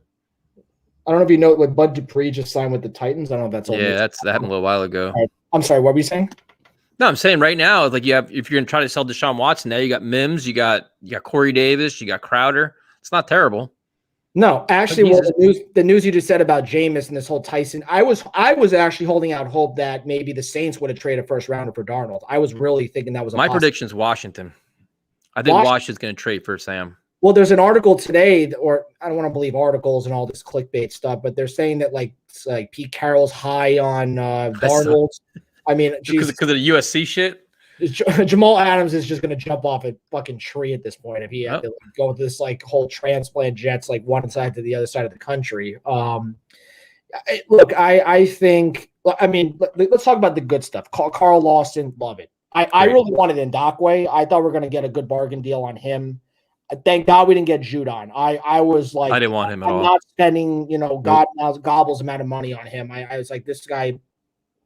Lawson is a little injury prone. We have to remember that he did tear his ACL, so that's something I am a little concerned about. But still explosive as shit, man. No, they paid the right deal. I have no problem with the money at all. Period. And I thinking about the only thing my friend was texting me saying, I think we should have got him for 4 years or longer because let's say he's really good, and then he's like, I want more money. Well, that was the rap. Joe Corey, an agent that he's like a very good agent, like an agent and contract guy. He's like, smart move by Carl Lawson. Get the 3-year deal. Then you can get another big contract after this. Yeah. It was a smart move by him. If this guy's dominant in Saleh's system, if he's dominant in Saleh's system, I mean, he's going to want money. It's just, but to me, this is the best guy we've had since John Abraham. I can't even find anybody else unless you want to say Calvin Pace or Aaron. No, he's that good. He is that good. He is that good. I told you in the Corey Davis situation, I said, I think he's great value. I think he's one of the bargain wide receivers in this free agent class without a doubt. And I think that for the situation we're in, it's going to give us a chance now to draft someone in the draft. We're going to get probably maybe a Bateman, a Tony or Tooney, however you pronounce it, from Florida, or Moore from Purdue. These are guys I definitely want to consider. But at the same time, we also know we're going to have to draft probably a guard. We're going to have to draft somebody unless which is fine. Yeah, I mean they're going to have to get they got a shitload of picks, man. It's fine. At some point, Joe Douglas has got to draft well and get value in his picks, and that's the way you build your team. Well, I mean comes to the question of if they decide we're going to roll with Darnold and trade the second pick and get more picks, are you fine with that? I mean that's something we have to at least think about it. I don't want to do that, but I think it's something we're going to think about building a team at this point. Actually, where's Primetime right now? I don't even know where he is. He's got a baseball meeting. He's a baseball coach? The baseball coach. Oh, I did not know. Oh, so he does he know about the Lawson signing, or is he? Oh, you missed the first 20 minutes of our show where me and him fought. I don't know. I was. He doesn't know about Lawson, I don't think, though. It No. was my mom's birthday today, so I had to do the whole thing before. Oh no, me and Primetime fought for a half hour. Then he had to go to his baseball meeting. I missed the fight. Oh damn! Oh yeah, watch it back, man. We went completely ape shit. Anyway, I know you got callers in a bit. I know this is that busy, crazy night with all this. And I'm guessing you're going to do a show probably every night this week, right? I mean, sir, why not? What else are we gonna do? Yeah, I mean, I'll join in every night for this for sure. I just think that at least going into the next couple of nights, and I mean, I'm guessing like the first, because Wednesday is the first official day. There was something I saw. They say they want Kenny Golladay. I think the Giants want to possibly like have him come in and I guess examine him. So. And I guess maybe the Jets will consider if he's in town. So I think that's why Galladay's not going to get signed immediately. I think he knows about the money, but I think they want to make sure that he's healthy because he's holding out to the highest bidder, dude. Who the fuck are we kidding? He's playing it to the last possible second to get the most money that he can possibly get. Well, I think the Giants will definitely consider him. They got rid of Golden Tates. They got to get somebody. Supposedly the Dolphins are high on him too. Dolphins are definitely. He's been partying in Miami for the last couple days. I wish I was. He's partying in Miami. He's probably sitting in South Beach right now. He's probably got his agent saying, come up to Davey if it's official by Wednesday. It makes sense. Miami could sell for Watson, man. It's something we cut have. The shit, man. Don't give me your Watson Miami shit. I love being I have to be a realist here. I told you. How the fuck are you being real? You know what's real? The Jets are the number 2 pick in the draft. That's the most marketable thing that the Houston Texans can get. Sure. 2 is better than 3. That's it. I agree. I'm not giving up. I'm just saying we have to prepare mentally. That's it. I'm prepared to make the best deal offered to Deshaun Watson. So, Jake, thanks for joining me. I appreciate it. I got to fight with Anthony now. So let the games begin. Take it easy. Have a good night, man. Yeah. I love when people say I had to come on and fight with Tyson. I live for this shit. What's up, man? Let's hear this shit. Yo, what's up, bro? What do you want to fight about? Let's fight. No. Listen, it's not overreacting. Yes, it is. No, it's not. When you see guys starting to go off that are top tier guys, and you've said this to me, right or wrong. You're at the top with the salary cap. There's no excuses this year. Right. Did they sign Carl Lawson? Listen, that's fine. Did they sign Corey Davis? Listen, top tier guys. What I'm saying to you is when you start to hear the top center wasn't even called, it raises flags. You cannot say it doesn't. Yeah, but does it raise flags or does it make you wonder what the Jets are thinking at the position? Maybe they have another idea in place that all the experts aren't considering. Why aren't you attacking it right away? Obviously, the Patriots haven't had a plan of attack. They came out five. So the Jets. Yeah, turn your sound up, man. Can you make your microphone louder? Yeah, hold on.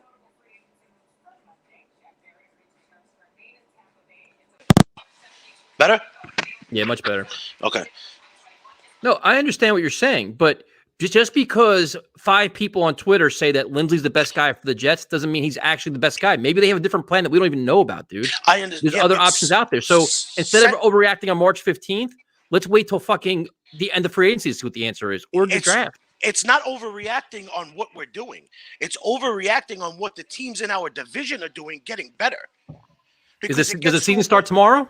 It doesn't, but we have zero what are we worried players. Because we have 0 players. Even with signing Carl Lawson, which I love, Corey Davis, which I love, there's nothing wrong with it. You're still behind the 8 ball on every team in our division simply because of the quarterback. The season is what, 6 months from now? That's fine, but if you have a plan, don't wait to give another team a opportunity. What I'm saying is, you say the jet tax. Everyone says it, right or wrong. Right. So why give other teams the opportunity? If this is what it is, at 12 o'clock, you should be calling who you want, getting it done ASAP. And how do we know the Jets didn't do that? But they weren't signing. That's what I'm saying. And then so if they did their due diligence with Thunia, it didn't work out. What the fuck do you want to do? Beg, borrow, steal? No. Put him in handcuffs and drag him to the fucking floor and park? What I'm saying at some point he says no. I want them to call every, like you just said, you don't know what guys are going to do, right? You can't guarantee guys are going to come. Thuney, listen, like I said, if they could say no. Exactly. So why not say, let's give Lindsley a call, see where he's at. Because but the Jets in their head, if they evaluate when Saleh comes to at Michael Floor and they evaluate it and they say, listen, we can work with the center that we have now, or they have another vision for center. Why do they need to appease you and me by going out for Lindsley if they as an organization don't want him? Because if that's our organizational decision, then that's our decision. I get what you're saying, but what I'm saying, what I'm reacting to is that, okay, say you want to draft a center, right? Right. You're not doing it with the number 2 pick, Right. correct? Right or Right. wrong? We all agree. So how do you know he's going to be there with that next pick? Now, if it comes to draft night and that was your plan B starts as Yeah, but, soon as the guy dude, you it's want is March drafted. 15th. How do we know who they're going to sign between now and then before the draft? And We don't. you already have a center on your roster, McGovern. Yes, I get that. But what I'm saying to you is at least a call, because you said it yourself. No stone goes unturned in this year. So when you start to hear that with the track record that the organization has, you can't help but get nervous. Yeah, no, listen, everybody's nervous, Yes. but I'm not getting nervous in March. I'll get nervous in August when I look at my offensive line, like, holy fuck, there's more questions than answers. Like, if we're being honest, last year in the preseason, I was nervous because I said all the Jets did was get bargain basement guys on the offensive line, and everybody called me a negative prick. And I'm like, no. Look at the track record of Alex Lewis and Greg Newton, all these guys, and it wasn't a highly touted group. I was like, oh, you're negative. So now I'm doing the same approach. And listen, I'm going to wait until the final product, until we get ready to go to training camp and say, okay, listen, Joe Douglas's job was rebuild the offensive line. Okay, what do we start with? What do we end with? As of March 15th, it's still a work in progress because it's not where it wanted to be. But, dude, for all we know, there could be a trade in the works. We have no idea. Like, he's a very smart man, dude. He watched last year. He watched this ruin Sam Darnold. He knows what he needs to do to put in front of either Darnold or Zach Wilson or Deshaun Watson. He knows what he has to do. He ain't that fucking stupid. No, I'm not saying he's dumb. So we got to say, listen, okay, let's see what the vision is. So now Lindsley, to me, I never thought Looney was coming here. I never thought it was going to happen. That's fine. Lindsley, I thought would happen, but now they're saying, listen, maybe they believe in McGovern. That's surprising to me, but maybe that's a Douglas guy. That's one of the first guys he believed in, dude. No, I get it. I just didn't want to get caught being too patient. And I've said this to you on other times, and I don't think maybe you understood what I meant. I kept saying, yes, you have to be patient to a degree, because at the end of the day, we're still the Jets. That's why there's a jet tax. It's happened to us in the past where we got burned. A guy said he was signing with us. He actually agreed, and then they leave. So I don't want to give the people that are in our plan the opportunity to say, okay, we'll sign with you. And then let's see what else we could do. And now before you know it, they're signing elsewhere, and now we're stuck holding our hand. Well, here's the difference. And the Jets could have did a good job in terms of PR by saying, you know what? They never even called Lindsley. But if the report came out, the Jets were hot and heavy for Lindsley and he signed elsewhere, then you get pissed. Like, wait a minute. You had the money to go get him. You didn't get him. But the report is they didn't even try. Like, they were like, you know what? They have a different vision. It could be a different fit for their offense. I have no idea. Like, I'm like in the wait and see mode. Like, I'm not in overreact mode. And I like Lawson. I like Davis. The linebacker I give a fuck about. $5 million, whatever. I don't give a shit. But, well, you know, but you know what? $5 million does fine. It does every single signing matters to this team. It's the not dude like can fucking run, dude. But that's fine. But here's the question, though. Care about the $5 million because everything matters. What I'm saying is, people are worried about $5 million. We have $75 million.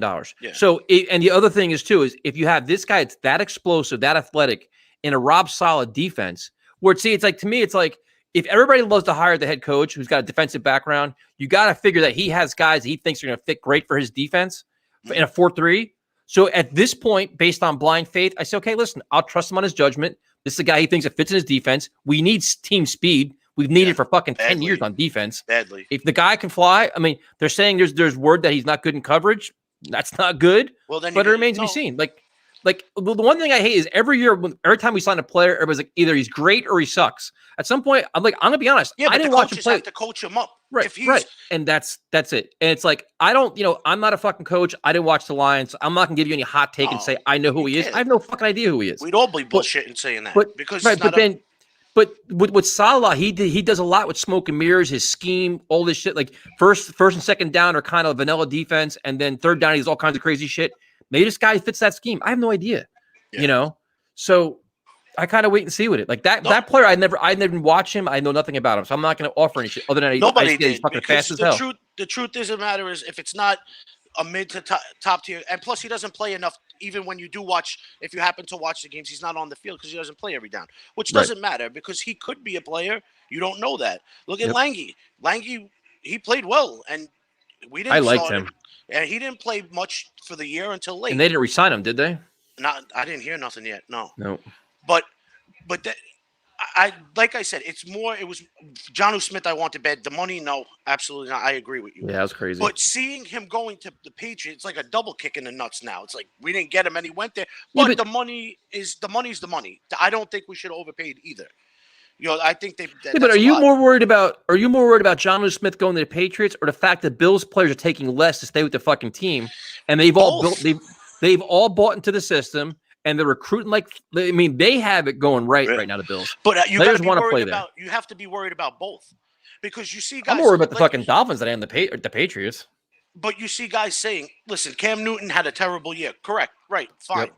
But guys are saying, you guys are sleeping on Cam Newton. Dude's a baller. If he could be even close to what he was in Carolina, you got to remember, a lot of their guys sat out because of COVID as well. It's not like they don't have guys. So they're signing these guys with the guys that are be coming back from COVID. And this guy could even be somewhat of what he was. They're an issue again in that division. Yeah, but you know what, though? How about this? How about the Jets become a fucking issue? Instead of worrying about everybody else, let's be a well-coached team that can compete with anybody. Like a very good defense can there's ways to defend Cam Newton. Yeah. Have a defense that can do that. There's ways to do it. Like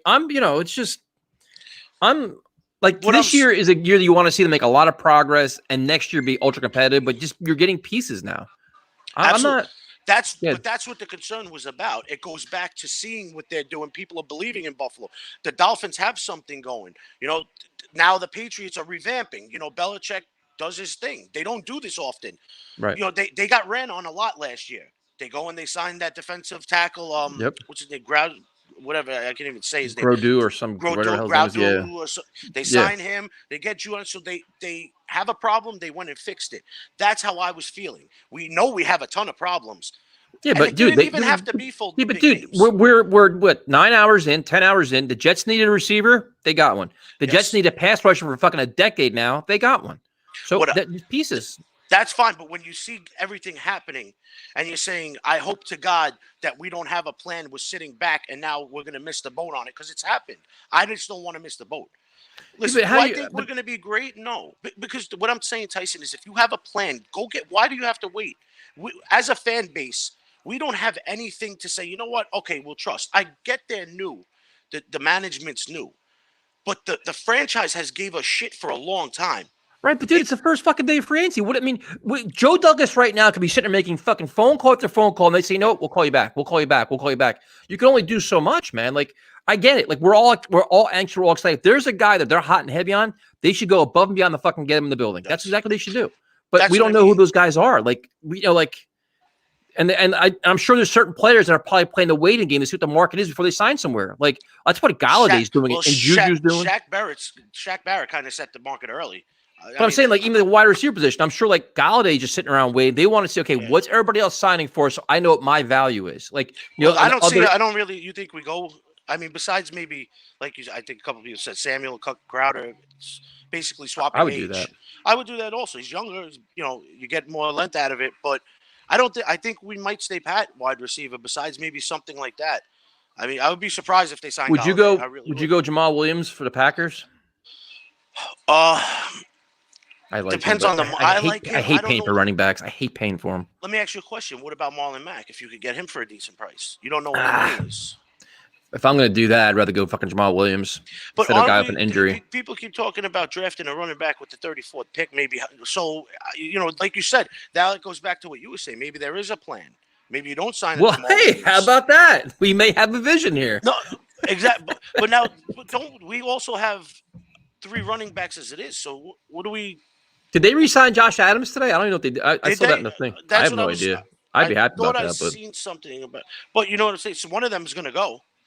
If you're gonna, or maybe they don't draft. I don't know. I'm just hoping to get some kind of clarity what's going on. I'm very happy now. Carl Lawson, that line with Franklin Myers and Quinnen Williams and Carl Lawson.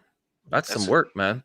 Yep. So I mean, hey, listen, some positivity. See, it's nice. Isn't this nice? See, we started off angry. It's not that bad now. Listen, no. It's more of you saying that there's no worry. Come on, bro. No worries. Why am I worried? March 15th, what is there to worry about? There's nothing to worry about. been worried the No. last 15 years we can't do I'd shit be right. worried if they were playing on Sunday. They're not playing this Sunday. They're fucking not even practicing yet. I'm not worried. Let it all play out first. Let them get their final pieces before we overreact. It's the Jets. You always have to worry about not getting what you need. New coach, new regime, all new pieces here. You We'll know be when fine. I'll say new coach when we're playing on Sunday and everything's done and we're saying, all right, good, here it is, we did it. All right. But So- listen, real quick, two guys I'm kind of interested in now that Lindsley. I've been hearing a lot about Quan Williams, corner from maybe a spring. I mean, if we're looking to go with Sherman, I mean it's another guy that's maybe a little bit younger we could bring in, and maybe even the center that the Texans cut, Nick Martin. If they weren't looking for Lindsley, maybe I believe he's only like 28. I There's a think. couple centers out there that are young. Yep. I just don't want to go older. If we're gonna rebuild, I would like to have some young guys. Give them 3-4 year deal. 1 year deals are done with me. I agree. Like I hate band-aids. I hate stopgaps. You want building blocks. You want pieces here for at least 3 years, especially with a young quarterback. Like you want the offensive line to be guys that he gets used to. You can get some continuity, and they can all move. They can all move along together. Yeah, of course. Just instead of the revolving door. But like if they get Creed Humphrey at center, would you be happy? Yeah, I would. But that means you're drafting. Who gives a fuck where you get him at? If you get him, would you be happy? No. Yes, I would be happy. I would be ecstatic. Okay. But now you have to fill another hole in free agency. You know what I'm saying? That's what I'm saying. I'm just trying to figure out which way they're going to go. I just hate focusing on the draft because you don't know who's going to be there. I'm just saying they have options. If they get like, we have plenty of options. We have holes everywhere. I mean, exactly. But so, who did we sign now? Did Jets just sign somebody? Oh shit! What did we get? I gotta sign look now. prime time to be the chef. I don't know what we did. Twitter account's a mess.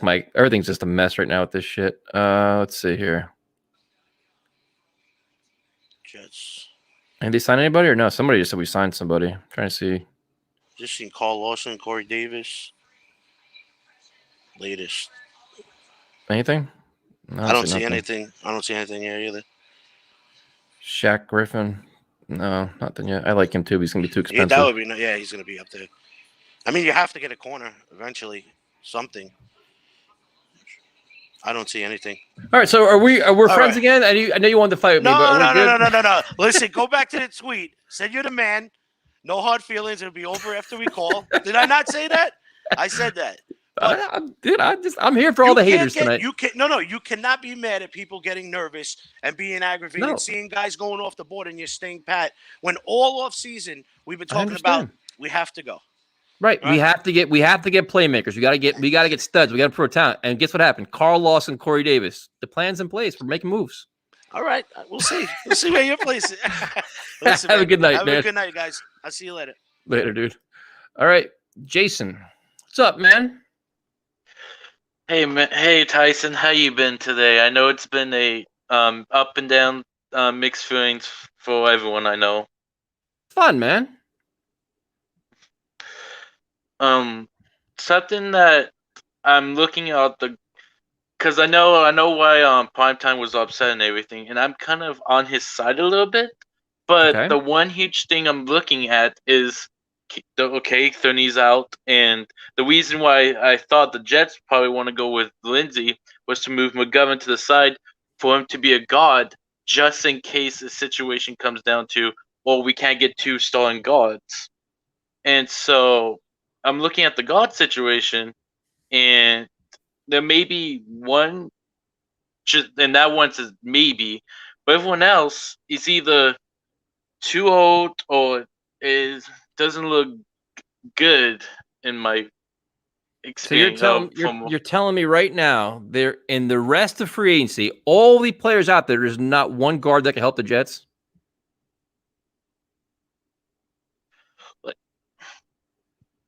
I'm just looking at all the guards right now, and so none of them can help. One. I'm saying there's maybe one, but besides that, it's hard to say. Well, I mean, it's day one of free agency, and not a lot of players have been signed. So throughout all the NFL, all the free agents up there's nobody that can actually help the Jets improve their offensive line other than who they have. Well, I'm looking at the age-wise because the age right now, it seems like it's huge because all the players we have signed so far has been young. They've been 26. from what I've seen. So looking at anyone with those age, still isn't a lot of players that is that age-wise. Okay. And for talent, for no talent, it's just. And so then, do you look to the draft? Then there's players in the draft the Jets can get, right? Why? And so some things that's interesting with they drive that center where they move that rookie center into like a guard situation, or not just that. Other possibility they could just draft guards there. The question is, you need 2 starting guards, and so to hit both starting guards in the draft is kind of a risky or big huge situation. That's a risky move. That's why I thought they either try to hit one in the free agent and then hit one in the draft. So you don't think they're going to sign any other free agent offensive lineman this offseason? I think they do as backups, but I don't think they're going to sign one as to like start. I don't know, man. I think there's still plenty of guys out there that can play football and be at a high level for the Jets that are still available. I don't know. I have to go through them all. I mean, I see a lot of Cameron Clark mentions, but I don't know. He didn't even play last year, which is beyond concerning. Exactly, and that's a huge red flag. So we don't know his status as well. So he could be in there trying to fight for a starting spot. Yep. But we don't. Again, red flag is he wasn't able to start. But again, it could be dumb at a Gase in his stupidness. But yeah, I mean, we don't know. I mean, it's just like to me, I'll stay by this. Where Joe Douglas, he knew entering this offseason, he has to rebuild his offensive line. I have a hard time believing that after Thuney's gone and Lindsey's gone, that it's all doom and gloom. There's nobody else out there. He has to have a vision and a blueprint, dude. There's got to be other guys available. It has to be. What? I mean, it's. I will be interested to see who he signs. But I looked through the list a little bit. It's just hard to see one as being a starter. But everything else he has done, pass rush, wide receiver, I'm happy. I'm happy we finally got that now situation. And who knows? He may be going for another pass rusher just in case, or receiver. I mean, they got options, man. Yeah, you can get another receiver. You can get all kinds of shit. I think it's gonna be interesting, man. We just gotta let it play out. It's day one. Like we just gotta let these guys figure it out, and we can overreact then. Right. Have a good night, man. Thanks for joining us. You too, man. Go Jets all. Yes, sir. All right. We will go to Vinny. What's up, man? What's up, my boy? How you doing? Hold on. I'm sorry about the light. What the hell? I ran upstairs to my dad's place real quick. All right, I'm good. What's up, going man? on? Chilling. Everybody's bugging out, man. They're popping, panicking. Man, what is this? I'm calm. I'm drinking. I'm having a couple claws. I'm chilling, bro. Like I'm watching whatchamacallit, NFL Network. I'm not worried, bro. I'm not Me worried. neither. Listen, I would have loved Tooney, and I don't backtrack. I said that a couple of weeks ago. He was the top priority, and I'm sure he was their top priority. But if you could match them, you could say, listen, we'll give you 16 mil per, just like you're getting. Doesn't mean he's going to come to the Jets. Yep. He may want to go win a Super Bowl. The Jets are maybe a couple years away from that at minimum. Yep. So now that's when the whole jet tax comes into play. I'm not giving him 20 mil per just for him to come to the Jets. I'm not doing it. So listen, as much as I wanted Tooney, wants to go win a Super Bowl, let him go. We will be okay. We will sign. There's plenty of guys. There's still. I wanted John Smith as well. Yep. So did I. There's a couple more tight ends.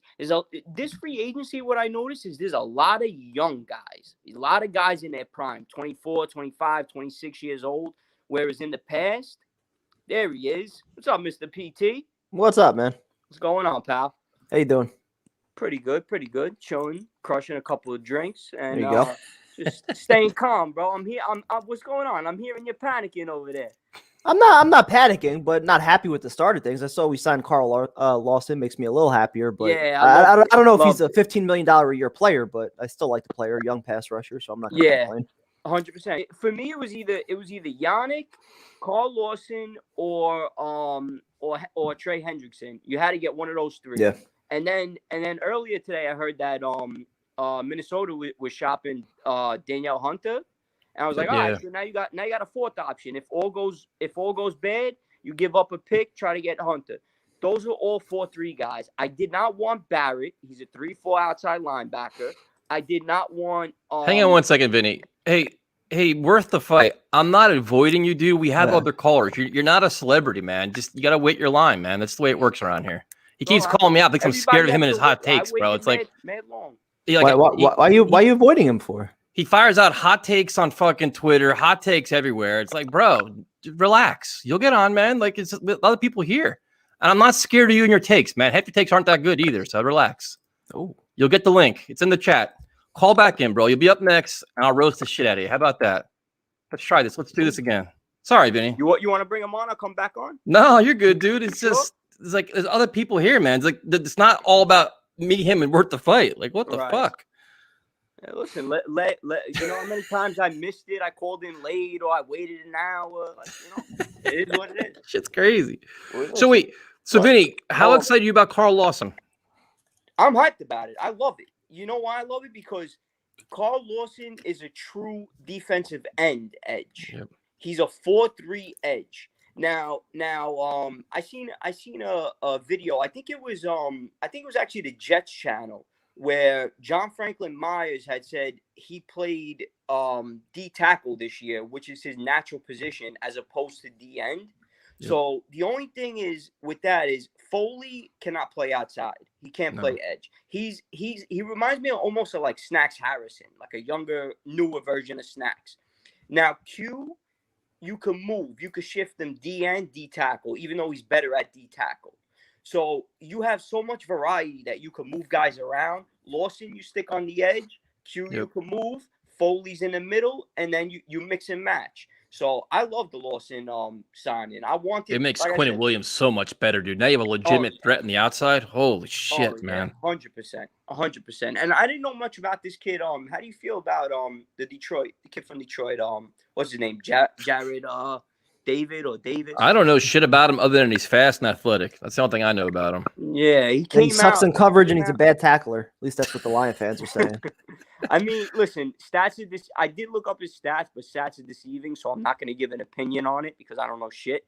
But he did have a lot of forced fumbles, fumble recoveries, couple picks. So I'm not mad at it. Listen, if they see something, maybe we don't see it, they see it. It's 1 year. You don't work out, you move on. Maybe it's a fit for Salah's defense. Who knows? He sees something that he likes or he can work with. Who knows, man? And maybe it's a replacement for Mosley. Maybe you get offered a third-round pick for Mosley. You flip him. Now you have 3 thirds. You flip Darnold. Hopefully you get a second, something like that. Now you're stacked with picks. So, is he a special teams player, Davis, or no? I'm not sure. I don't know. I'm not the type of person that's going to give you. He was a former first-round pick, so I would guess he probably didn't play much special teams, but.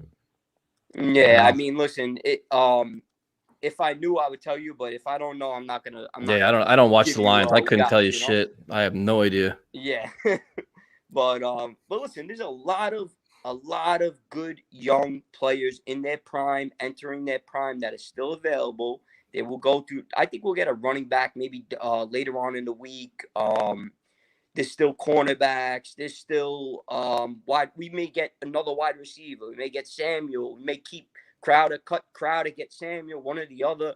There's so many options that I think Joe Douglas is just playing the hand that he's dealt. Like I say it all the time, he's a master chess player. He's not playing for. He's not making a move for now. He's making a move with how it's gonna affect the team going forward. Well, I mean, I think he's letting the market play itself too, where it's like I think certain players are letting, like I think like Galladay and Schuster are waiting to see, what the other players are gonna get before they sign their contract. He's probably letting it play out. And I think, Primetime, you mentioned it last time, like the second, like after this big splash of signings where all these big money deals get played out over a day and a half, 2 days, then like the second wave starts coming in where all these mid-tier other signings come in. He can strike there too, man. You get all these depth and quality role players too. So that's we'll see. It'll be interesting. That's what we did last year. I mean, I was thinking about last year's not a good. We're going to ignore last year. We're going to say he's going to do better this year. We're not going to talk about last year too much. The only thing I wanted to say was I was thinking about it, and I 100% agree with you, Primetime, that we should have got Conklin. We should have. That would have been mint if we had Conklin and Becton on the outsides. going forward, it would have been nice. But it is what it is. Fant ain't bad. I'm not upset. No, about he's not bad, but you would definitely trade his contract along with 100%. Van Roten and Lewis to have that solidified right tackle in place. And that's what I'm worried about now is that we're going to take the same approach. We're going to sign some stopgaps, draft some mid to late round picks, and think that's going to be enough to piece it up. But I'd much rather would have preferred having that solidified guy there. You know what though? The way I look at it is the draft. You got to approach free agency with how the board stacks up with the draft. Free agency and let's say like this free agent class, for example, we had a lot of edge rushes. So you got your edge rusher. Instead of taking an edge rusher in the draft and wasting a pick, now you could use that pick on, let's say, a receiver, a tight end, a corner, an O-lineman. So you got to go with what the board, how to board. You got to. That was all the more reason I thought they were going to go heavy after guys like Tooney and Lindsley, because the drop off after them I thought was pretty significant. And then do you really want rookie offensive linemen starting from day one, or do you trust some of these wide receivers where there's plenty of depth in this draft and even in free agency still? I thought that would have been the safer approach. Focus on the draft at receiver and sign your offensive lineman, knowing what they could do from day one to protect your quarterback. Yeah. And Tooney, I mean, you don't get better than that at guard. Exactly. I mean, the guy is reliable. He never missed. I don't think he missed a game. Now, whether or not he wanted to come here, that's up for debate. Right. I don't know what they offered, so I'm not going to kill Joe Douglas, but I'd like to know that he was willing to go above and beyond to get him here. And I don't know if he's going to do that. I'd be happy if a report came out and it said like Joe Douglas would have gave him 17 mil per. You know what I'm saying? Yeah. No. Even 17 and a hay. I'd be okay. But like 18 to 20, it's like, all right, now you're going back to the jet tax. But if you would have gave him a solid offer, I would have been fine with it. Listen, he chose to go to Kansas City, and it is what it is. And that would have been the only position and probably the only player or two, him and Lindsley, that I would have been willing to overpay for, because I recognize we're still 2 to 3 years away. This is still the early stages of our rebuild. We're still going to build through the draft, but you have the money, and if there's one player, one position that you're going to overspend on, why not make it the offensive line when you know you're going to have a young quarterback under center, whoever it is, whether it's Darnold or a draft pick? Why not give that guy maximum protection? Have a running game, have ground and pound, have play action, all that shit. Yep. And another thing about that is offensive linemen have a longer lifespan in the NFL than let's just say a running back, for example. They could play well into their 30s, 32, 33, even up to 34. Look at Trent Williams last year. He was dominant last year, age 32. Still is. Yeah, that's what I mean. So like I think offensive line and safety, you could go a little older, where like maybe like 28, 29, 30, 31, even 32, like you see a lot of outside corners that shift to safety because they don't have the same athleticism to play outside, but they do to play safety. So I think those two positions, like I wouldn't mind getting a little older, especially if they're high character guys, And another thing is, if they bring in, let's say, like a guy that's got a little character issue, I'm not opposed to that, as long as the majority of the locker room are good character guys. Like Ashton Davis takes his bike to work every day, drives back and forth. As long as you have a nucleus that's gonna prevent any friction or anything that's gonna happen in the locker room, like look at Antonio Brown. He went to Tampa Bay. When he was with Las Vegas, you heard all stories coming out. The helmet, the this, the that, all these stories. When he went to Tampa Bay, you didn't hear one bad thing about him. That's the culture. That's the locker room and the culture, man. That's all the leadership in the locker room and everything else. Yep. If you got about, let's say, like 80% to 90% good character guys, you could get 10, 15% that are like, like a little shake. Yeah, exactly. The I don't even want to say them, but like the Geno Smiths or the not talent wise, but just like character wise, like the guys that may cause a little trouble, the Muhammad Wilkersons, because that you're gonna have players, and with the coaching staff, you're gonna have them nipping in the butt. As soon as it happens, boom, listen, that ain't happening here. If not, you're out the door. Well, you have to have a program, of sound leadership, and you know what also helps, dude? Winning. Yeah, winning helps a lot of that too, man. That's that's Yeah. See, I think it's less about the coaching and more just having, the right kind of players that can kind of police things themselves. Once it gets to the coaching staff, I think it's a little bit too late. The good locker rooms with the good culture, the leaders, I think they usually take care of that stuff, amongst each other.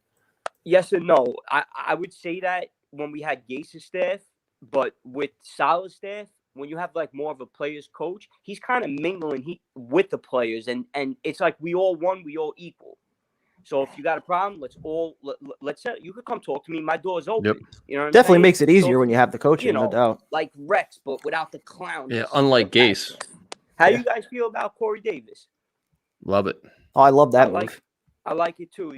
The only thing that I'm worried about, I said it in the chat, is he a product of his environment, like with the Derrick Henrys, the John Smiths, the AJ Browns? Was he a product of that and the system, or is he true to what his play was? You know what I mean? He's a pretty good player, man. He's big. He's big, athletic. He's physical. I think he'll do well, man. And it seems like he's just starting to kind of, scratch the surface. He's on the rise. That's what I like. Remember when he got drafted his rookie year, I told a friend of mine, I said, yo, pick this kid up in fantasy draft. We were in the league together. It was like later rounds. I was like, yo, pick this kid up. He's going to be a beast. He was terrible. He was cursing me out. I think the next year or the following year, he had like a little breakout season. He was like, you were on to something. So he's kind of heading up. And you get him the ball in space. Like this is all about quick reads, get the ball in the, getting the ball in the hands of your playmakers, let them roll. So Vinny, thanks for joining us, man. We appreciate it. You got it, guys. All the best. You too, man. Appreciate it, man. Have a good night. All right, Primetime. I guess we should bring on Worth the Fight now so he can fight with me, I guess. Is that how it works? I'll just sit back and watch you guys fight. All right, let's fight. No, we're family. At the end of the day, we just want to see the Jets win. I don't avoid nobody, dude. I never avoid confrontation ever. And as long as we've been doing these shows, I'm not scared of any caller at any time. That's a fact. All right. I think Joe Douglas wanted Tooney, obviously. You always want players that can help more than one position. I think he would have helped McGovern. He was a top 10 center before he was surrounded by two bums. I think we can all agree on that. I doubt he forgot to play when he left Denver. I doubt he left his skill at the airport. We can all agree on that. I think he'll be a lot better. We're going to get a guard. I think Clark will get a chance to play. They're saying that they're interested, which I don't trust the hack reporters, but I would assume that they're going to get somebody. I think the Clark will get a chance to compete for the spot. They say they're interested in Humphreys. I think that would be a good signing. And then now we're not going to have to get a defensive end at 23, so possibly Vera Tucker.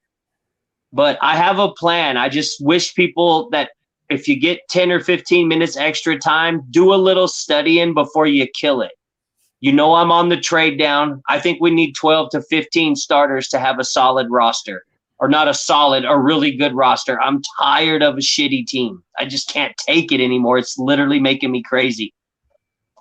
We trade down, and I wasn't on to him until Chris Sims put out his QB list. But Kellen Mond, man, that boy from, I think it's Texas A&M, he has a lot of good qualities. Go watch the QB school on him. Quick trigger, big arm, athletic ability, good accuracy.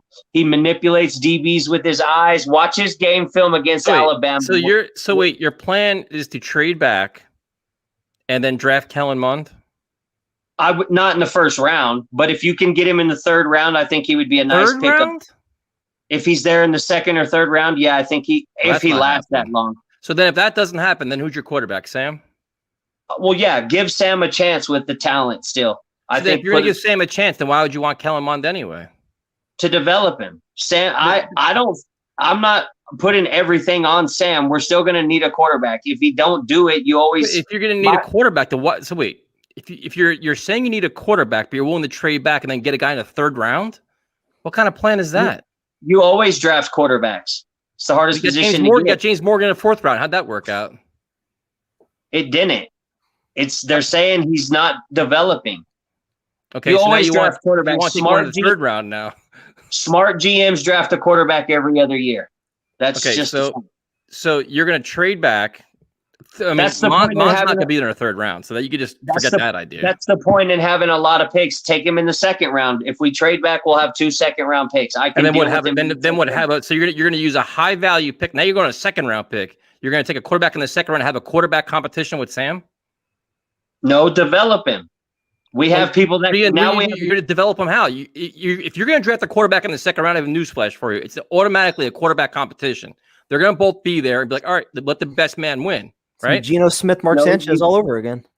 You develop him. Now we have a QB what do you mean develop him? Okay, we draft you. You're not going to compete for the job. You're going to sit in the fucking the locker room until you go allowed to play.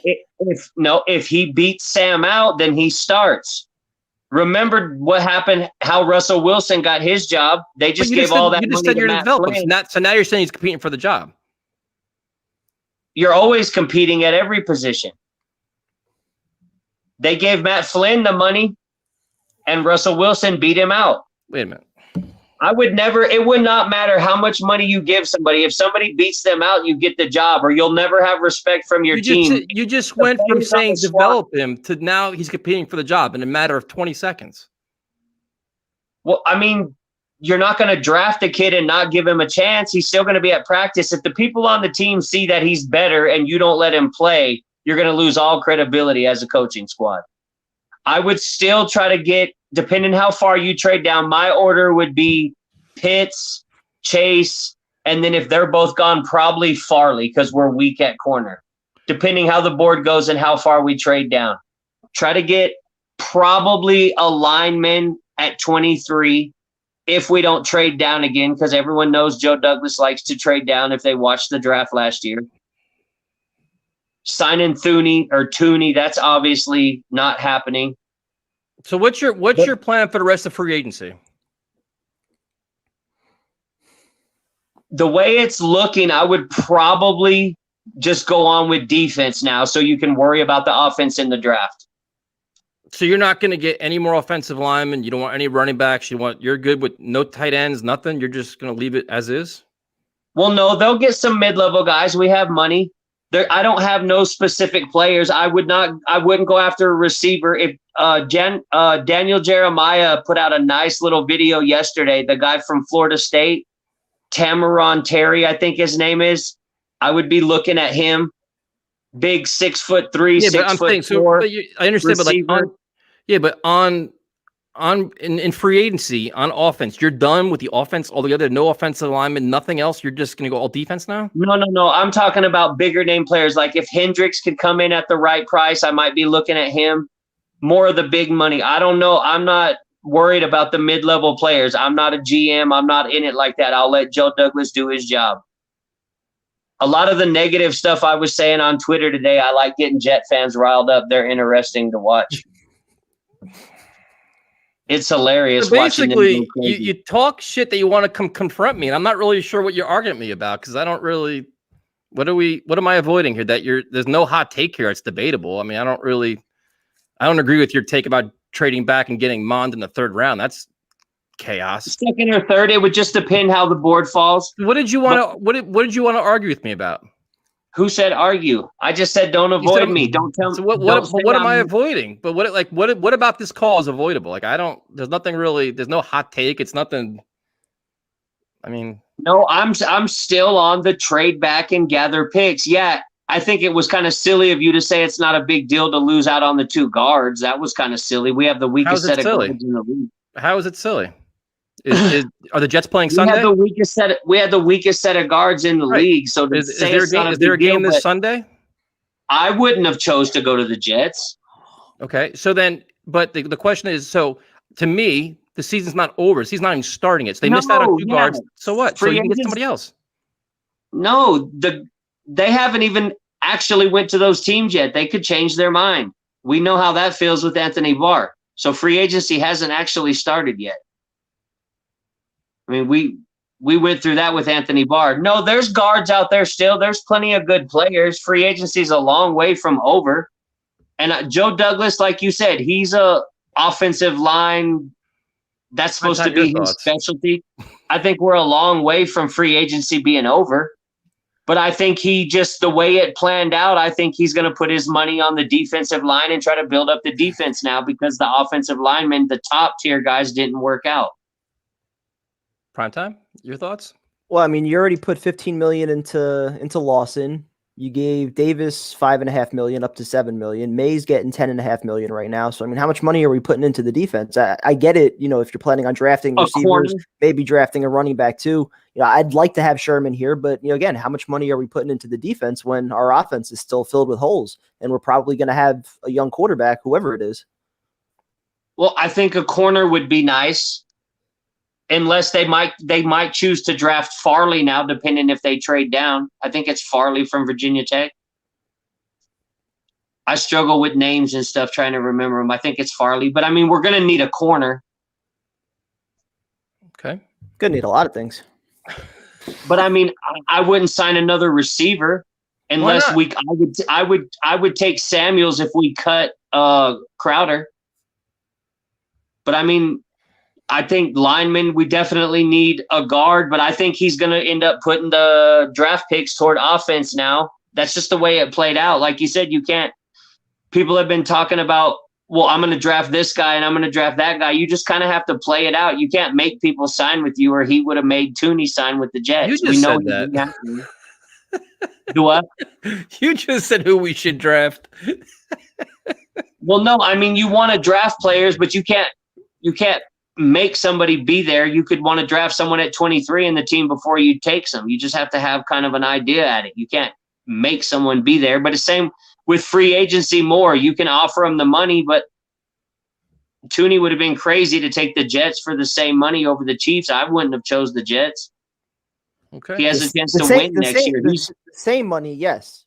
Were they willing to pay more than what the Chiefs paid? That's what I would like to know. Would you? I mean, honestly, though, Kevin, would you have taken? Yes. Would you have chose the Jets for $2 million more a year?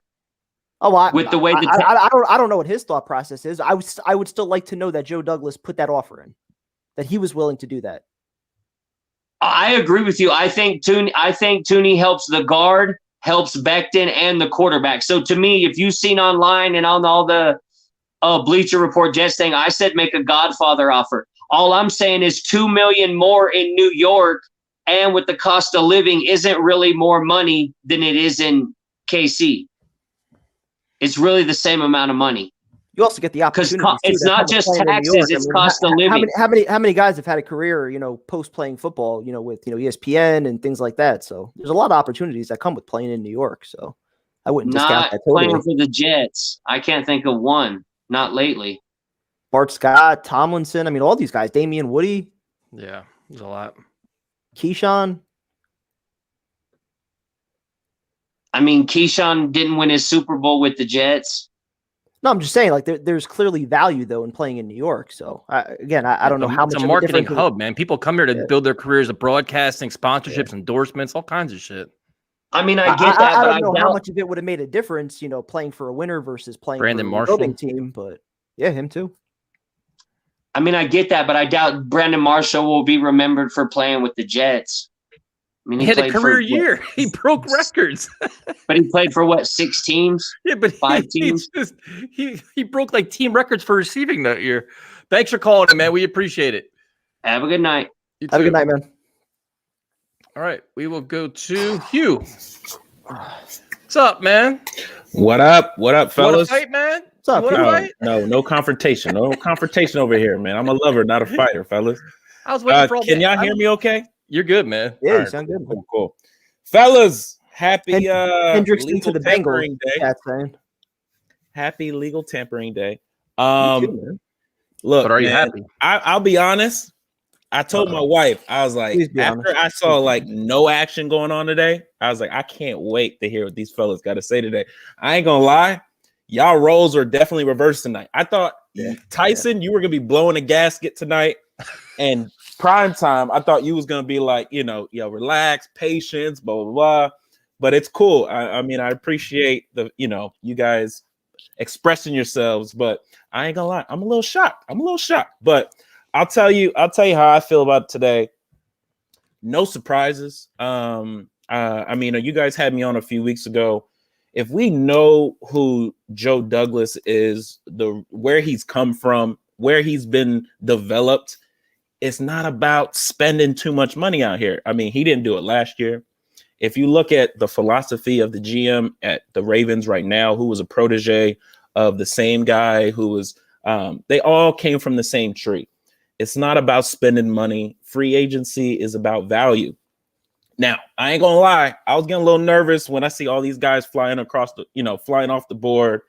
The Patriots had a very big day, but let me tell you something. If you look at the history of things, people who win the offseason don't win shit. All right. So it's all about value finds right now. But I will say it does appear that Joe Douglas isn't ready to win right now. All right. He knows what this team is. All right. He's looking at where we're at. This team is stripped right now. So I think we are about 2 years away from being relevant and to try to find value. I love the Carl Lawson pick. The dude is a stud. I love the Corey Davis pick. These guys are all entering their prime right now. These teams were drafted by other teams. Those teams had to go through all the growing pains for them. Now we're able to take advantage, and it's not too expensive. Can I just ask, I like Carl Lawson, but I don't love him for $15 million. So what exactly do you love about him? Because I'm looking at the numbers, and again, I haven't watched a ton of film on him, but 11 and a half sacks, I think, over 3 years. I mean, Jordan Jenkins has 17, I think, in that time. So what exactly is it about him? I know he's gotten a lot of pressures. He's got a lot of quarterback hits. That was kind of the same thing, though, that we got on Leonard Williams for, right? He gets there, but not in time for the big play. True. So is he a $15 million a year player?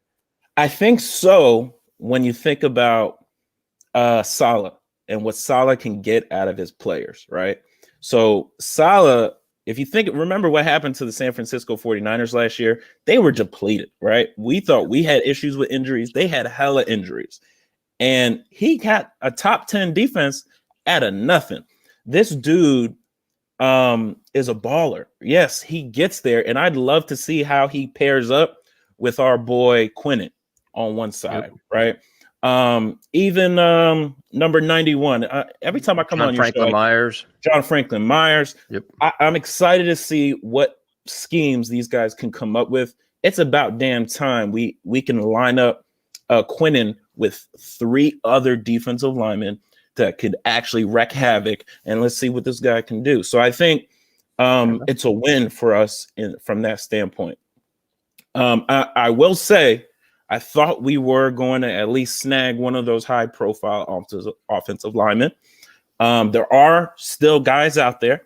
Just to give you an idea, the Chargers days ago released a Pro Bowl guard who's 27, Trey Turner. Yep. So take a flyer out on him and see what's going on out there. So, I mean, we're not done yet, as you know. I told you guys weeks ago, Joe Douglas is all about the draft. I still don't know what he's going to do. If he's going to pull a trigger on a QB at 2, if he's going to trade back and try to get more value that way. But either way, I wasn't expecting us to spend hella money today, because that's just not what he's about, But I wasn't, but I was to an extent, at least on the offensive line. Like that was the one area where I thought he would make an exception, and I guess not. I agree with you. I thought he was at least going to go for the one of them. But every year, Jets fans, we have our green goggles on, and we forget that there's 31 other teams out there.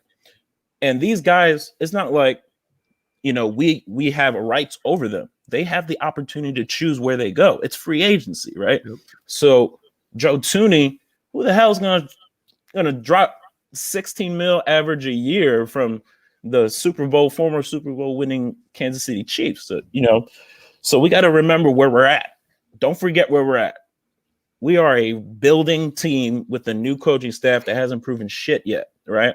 So if I'm an agent, I'm saying, take the money, take an opportunity to build, get a Super Bowl, and move forward. So we have to do what we can right now.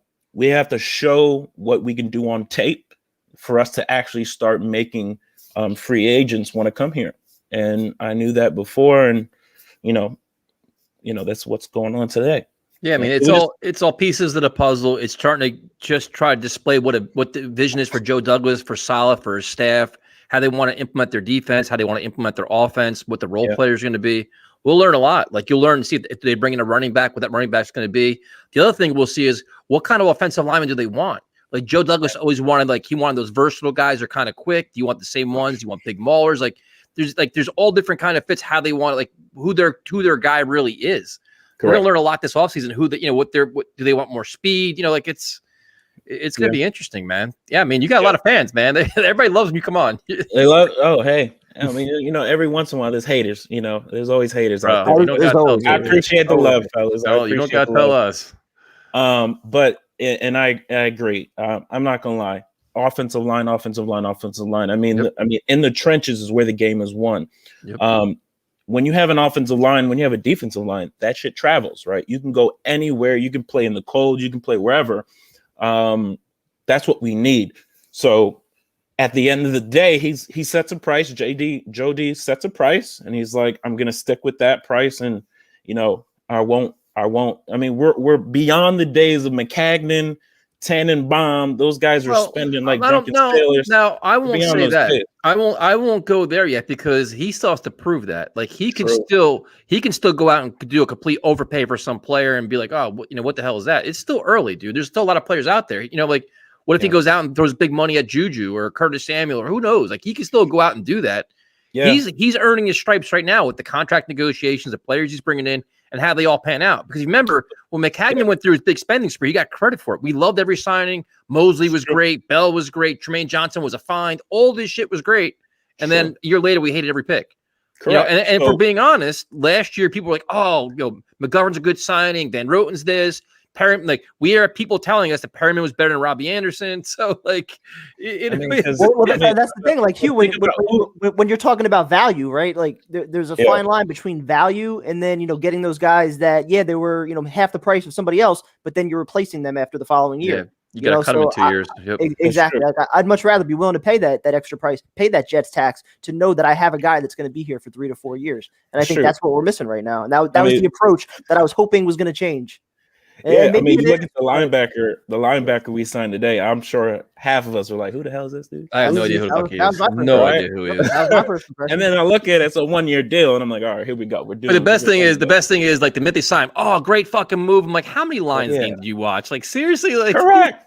Like, for every show we did not have one caller, one guest bring up. Not one. We talked about this guy, right? Now everybody's an expert on him. He's a Davis as well. We got Davis brothers right now. Yeah, it's great. That's the way it's looking. I'm saying, you guys are right. I mean, we got to continue to find offensive linemen. Yep. How do we do it? Do the draft. That's going to be critical. But I am excited about the big wide receivers we have now on the outside. I will say, if we go after Juju, if we go after any other, I think Crowder's gone. Yeah. We get a lot of money back by letting him go. Yep. Hopefully, maybe we can trade him for something. Who knows? But I'll be cool with that too. What would you do with CJ Mosley? That rumor today, I was like, dude, if they can get somebody, they can get a 4th or 5th round pick. I don't know about a 4th round pick though. A 4th? Out. Guys, hold on. Here's the situation. What are we doing here? If we're gonna get rid of CJ, let's get rid of CJ for a premium pick. A 4th round pick is enough. With that contract? I'm saying no. He hasn't played in 2 years. He hasn't, but with that contract, you're not gonna get. What would you trade him for? What do you think you're gonna get? I want at least a second if I'm trading him. At least a second. If somebody throws a second there, I don't think you're getting that. Or a conditional. Why wouldn't you just want him? Why wouldn't you just want him on your team? Exactly. Everything that we talk about not happening. Because he's going to be gone next year anyway. How long is he going to be here? 1 more year? What do you mean he's going to be gone next year? You signed him for a 5-year contract. He's only I would be shocked. I'll be shocked if he's here after next year. I'll be honest, because I mean, looking at the guaranteed money, I think after this year we can kind of get rid of him. Yep. But it all depends on how he performs. Now Mosley shit. It all depends on how he performs. We don't have 2 years. I understand he hasn't played in 2 years. He's still one of the best middle linebackers in all of football, though. 2 years ago he was. It's not like he's old. What is he, 28? I don't like that injury though. I honestly the groin injury. Well, he came back too soon. He came back way too soon. I mean, he's had hella time to relax and kind of, get healthy. I personally would love to keep him. at least for one more year. He's turning 29 in June. But I don't know about a fourth round pick. Yeah, I was gonna say, what is the value in getting a fourth or a fifth round pick back for him? Is that It's really not worth much. it for what he It's could not potentially bring to your defense? Correct. It's Get rid not of that much. contract. I mean, we all saw what we Yeah, but did it's in not the like you're fourth saving round money, last though. year. We You're didn't not do really much saving in the money. fourth round last year. I think We didn't do way too anything much. beyond the first 2 rounds last year. We got Nothing. Clark. We got a running back in the fourth round as well. But I mean, we need more than that. We need more than that. I'd rather spend the money this year as opposed to a measly fourth round pick. But definitely if not we can worth get like a conditional that. second round or something like that, hey, I'm like a future second round. I'll even do that. Yeah, so something like that you would entertain, but even still, I mean, he's too valuable. The thought of him on the field right now in Salah's defense, that's come on, not just giving him away. Yeah, that's why he was at the club, right? There's That's like footage right. of him at the club this I don't year. blame him last year. No I don't blame him mask. last year. He knew You what was going know. to happen. He was smart. Living his best life. was Yeah, smart. he knew we weren't winning shit this year. So He saw the writing on the mean, wall. As soon as Jamal got traded, he knew what was up. He knew what was correct. What I basically want to say is, Jets fans, be patient. I will say, Joe D has a lot to prove still, but we gotta let the man cook, man. Just be patient. See if we can get value. I mean, that's where the guy comes from the Baltimore era. You know, find values, focus on the draft, and take advantage of the contracts that the new CBA has allowed for that. I like the was it Eitler signing by the Ravens? That was a smart move by them early. Yeah. Another guy. Yeah, once I saw him fly off the table, I was like, okay, maybe it's we're shifting all our assets, all our focus on Tooney. He got a similar contract as Alex Lewis got. Yep. Yeah, I know. But then I'm thinking, okay, there's other guys that are out there, and I don't know if other teams still have to make moves. I'm not sure when the deadline is. Was that today? I'm not sure. Those teams that are over the cap, I'm not sure. But one thing I will say, it's interesting how all these teams can find ways to do some fucking make magic out of their cap isn't it? situation. The Saints, the Chiefs, they just pull out some bullshit. All kinds I of was loopholes. so ready for like hella players to get cut, and I'm like, wait, restructure. But it's smart though, because they know the salary cap's going to go up a shitload over the next 2 years, and they can offset the money over the next 2 years. So they're delaying the inevitable, but it's going to be offset by the increase in the cap. So teams now are giving extensions. We'll give you 140 mil extension, but we can just void out of it after next year. With every year's voidable. It's ridiculous. Like, when are we going to do some shit like that? That's my when we get players. When we extend Darnold, that's what's going to happen. That's true. See, we've gone a whole show without talking about him. See, he has to mention him. Hugh, thanks for joining us, man. We appreciate it. All right, y'all. You guys jet up, and we'll see what happens. Be patient, y'all. Be patient. I'm patient. I'm good. I'm good. I'm completely patient. So now we'll bring on some animosity, because now we got to bring on, because the only time that there was arguing on the show was me and you. Everybody else has been nice. We've been happy. Yeah. It's been a mellow show. Yeah. No fights. No fights at all, dude. Wow. Nothing. No, I roasted, who was it? No, I don't think I did. I don't think we did fight. Jets Wire? Dude, Waffle Wire. I was even nice to him. He agreed with me. Wow. Yeah, it's been They're surprising. scared of you. That's why they're scared of you. So we will bring on now. This next caller is definitely gonna roast you, though. So just get ready for it. Bring them on. So are you ready? Let's go. Sam Darnold to the Seahawks. Here we come. Oh, I can't wait. If we do trade him, that's where I'm looking for. Hold on. Before we start that, let me give out condolences to Keyshawn Johnson, Yeah. who's lost Tragic. his daughter and her mother. Yeah, very sad. So I just wanted to say condolences to Keyshawn before we got started roster. All right. With that being said, let's get into it. Let's get into it. Pete Carroll likes Sam Darnold. Here he comes, Jose, right to your house. But they don't have Let's any. do this. They don't have any first round picks to trade though, so it's not going to happen. Sam Darnold, number 14 in the. Okay. Yep. I find it amusing that a Giants beat writer wrote that. Hey, man. Pat Leonard, right? Yeah. Well, yeah. What the fuck is he doing? Writing Well, on they the don't have Giants. Manish anymore. They got to find somebody to generate some bullshit. Manisha's coming back now. He's tweeting You stuff. see that? Yeah, we all find that. Manish is trying to post We intelligence all shit now. find that. Like, what the fuck? Who let Manish out of jail and why? Well, because there's no ice cream trucks out right now, so he's all right. All right. Prime time. Yes, let's do this. Mr. SOS. What do you want? What do you got for me? Tyson, you know what SOS stands? Same old right? shit. No.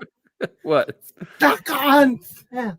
Stuck on Sam. Even better. That's my quarterback. That's my quarterback. It's not changing. Yes. Even more so You're now with saying- free agency. We're trading back. Yes. We're getting those picks, so be ready You for it. saw the SOS. gift. I like that. You can make that You shirt saw for prime time. Yes. Then Vince can sell on different channels.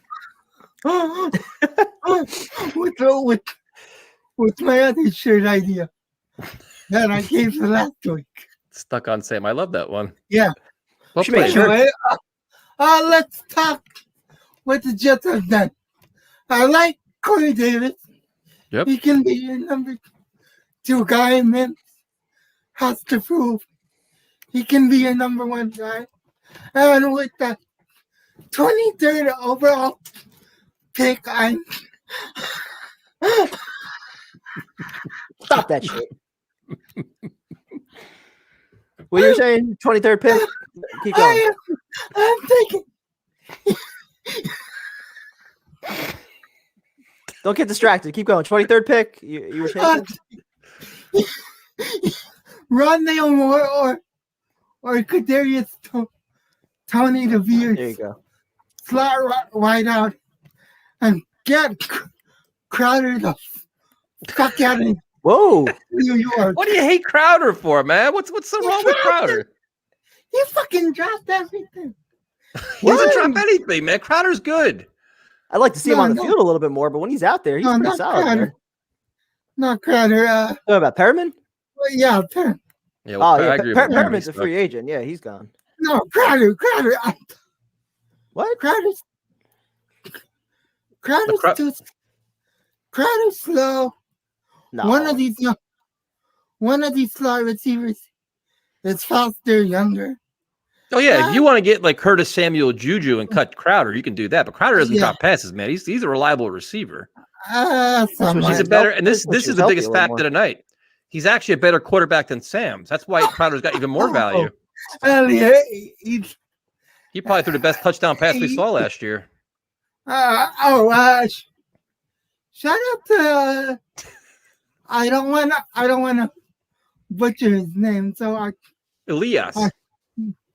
No, I know Elias, but I also want to give a shout out to Rutgers because his team actually made March Madness. So shout out to him. Rutgers basketball finally made a tournament in forever. Yeah, it's in what 40 years. Yeah, it's been a long time. But With the Jets in the playoffs. if I'm the Jets, I'm going after 2 former 49ers. Solomon Thomas and That's a good one. either Sherman or Witherspoon. They're saying what's his name? Kerry Hyder too. Yeah, that's a good guy. But did the other corner sign yet? Was it Quan Williams? Quan Williams. They said they were talking to him today, supposedly. Yeah. But Mr. SOS, now I have to roast. Now I have to roast you. Bring it. What do you got? Bring it. For being pissed off about Dooney and Lindsley. What Jet fan? What Jet fan? Realistically, I understand keeping things in perspective. What Jet fan was not pissed off when they saw that Lindsley and Tooney both signed somewhere else? What Jet fan wasn't pissed off? Those are the two guys we've been talking about for 3 months. What Jet fan wasn't pissed off today? Don't let him Listen, bully you. I understand if he wanted to go to K-State, he wanted to play for a winner. The offers were comparable. I get it. Go ahead. Go ahead. Shut up. What Jet fan wasn't pissed off? Go ahead. Shut up for 50 seconds. Go ahead. Please, just shut up for 50 seconds. I'm shut. What do you got? Do you know how many teams wanted Thuney? The Jets, the Bengals, the Ravens, the fucking Seahawks threw a bid in. Of all those teams, who has the most cap space? I don't know which one of those teams went to a Super Bowl the past 2 years. The fucking Chiefs. So you pay your Jets tax and you get your guy. It's not about Jets tax. It's a winning culture. Something that the Jets haven't had in 11 fucking years. Brilliant. And if he turned down an offer for more money, then you know what? So be it. Then so be it. And I don't blame Joe Douglas at all. He made his offer. And he did. Do we think he made an offer of $80 million plus? Yes. A competitive offer versus giving more than what the Chiefs offered? Shut up. Go ahead. No. I follow a Seahawks reporter on SI that says the Seahawks and the Jets both put in good offers, but the Chiefs went over the top, probably because of Patrick Mahomes and got Tony. So the Chiefs were able to go over the top, but the Jets couldn't go over the top. Stop fucking crying. The Chiefs, with all their cap space, they can go over the top, but the Jets can't go over the top. $80 million in cap space, right? We can't go over the top. No, we got to save money for Gerard Davis. That's fine. Hey, chat. A couple weeks ago, when I was with my priest and that Jets, let's get Jose to it. Jets game fun started. My priest said he would go with me, so we can get that started. I'll go out to a game this year. I think I need your priest. I mean, you're just prime time. You don't have much response here, man. Hey, that gift of Sam, the GIF of Sam you posted yesterday. I think I saw a red hat poking out from the bottom of. Oh shit, Jose! I hope you have a great night, man. Thank you. I love you. Yeah. Have a Thank you for lovely joining night. us, man. Have a lovely night, Jose. Oh shit! Oh my goodness, he roasted the shit out of you, man. Oops, I got the wrong guy up there. My bad. Hit the wrong person. Sorry, Jose. What is this? My bad. What is this? So, prime time. Your wish list first of all, we're live tomorrow night on Block Talk. Yep. Are we doing? They requested to do shows every night this week. I could do that. I could do it too. Yeah, why not? So tomorrow night we're 8:30 to 10:30 on Block Talk. I could do anything this week. I don't give a shit. Your wish list going forward now. Offensive line. I mean, you're probably talking about Trey Turner, Gabe Jackson, guys like that. I wouldn't mind if they signed Juju or Samuel in the slot. Crowder, just kind of swap out those contracts, get a little bit younger there. That wouldn't bother me at all. Other than that, Richard Sherman for leadership, somebody like him, I think would be nice. Maybe a running back, a guy like McKinnon, somebody versatile that can catch the ball out of the backfield. But I'm not expecting anything major at this point anymore. So now we got another surprise guest joining us, Mr. Rutgers, who's got his team in the March Madness. Hey guys, how you doing? I have to go to bed. I've been holding down the fort for 2.5 hours while Primetime's playing baseball coach and shit. So you guys, dude, what do you want me to do? I mean, I gotta take a break here, man. I've been trying to deal with all this. I had to bring all the positivity back to the world. That Primetime was doom and gloom for 20 minutes. So, what are your thoughts on today, man? Are you gonna cheer me up? Yeah, I thought it was fine, honestly. I didn't have the panic that everyone else did because I fell asleep. And then I woke up and the big signings had been gone already. So not our signings yet. We hadn't signed anyone yet. But when I woke up, I looked up at the TV and they already had the Thuney the Chiefs thing, and all the other signings were coming out. And that's where I woke up around the time when the Chargers are signing Lindsey. And I get the Thuney thing. part of me is like, you really want him, and we talked about it a lot, but that's something I never really considered is the Chiefs being an option. Because all offseason we talked about Thuney, and like when we talk about teams, you think about teams that could have gotten him. The Chiefs would never really came to my mind. Like I thought, if we lose Thuney out to say a team like the freaking people like put the Cardinals in there and say the Chargers or someone else, like a team that really needed a line and they had money as well, I would, and that they're still rebuilding a little bit, I'd be angry. But to the Chiefs, I think even if we had overpaid for him or tried to, I wouldn't take it. $3-4 extra $1 million to over going to play with the Chiefs, where you're definitely be contending for Super Bowl. You're making a lot of money anyway. I think it doesn't make a real big difference. That's just me. Is his name Lindsley or Lindley? Lindsley. Yeah, him. I didn't have a problem with what happened. A lot of people disagree, but I remember I called on and I said, I'd much rather just draft a center, Creed or something. I think it is interesting that the Jets didn't contact him. That's what surprised me, that they just didn't even pick up the phone and at least try and gauge what his market was. Maybe I think there's a reason for it, because we see Douglas, he hasn't really done anything without doing due diligence, whether they watch film, didn't like him. Another thing to consider is that our offensive coordinator is the brother of his former head coach, so he would have some maybe inside information, whether they want to talk about how he fits in the same system, because they do run a similar system. So if he talked to his brother about it, and he may have some information that we don't know about, because I think there has to be a reason why the Jets didn't contact him at all, because they basically knew coming to free agency that they didn't want him. So there's something to think about with that. I like the Davis signing. I watch him play a lot. I think he's really good. He's going to be solid.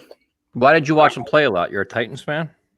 Oh, basically, so this is what happened, right? So, we sucked. And before the year, I decided to just pick a team that I would just watch that actually had some playoff aspirations.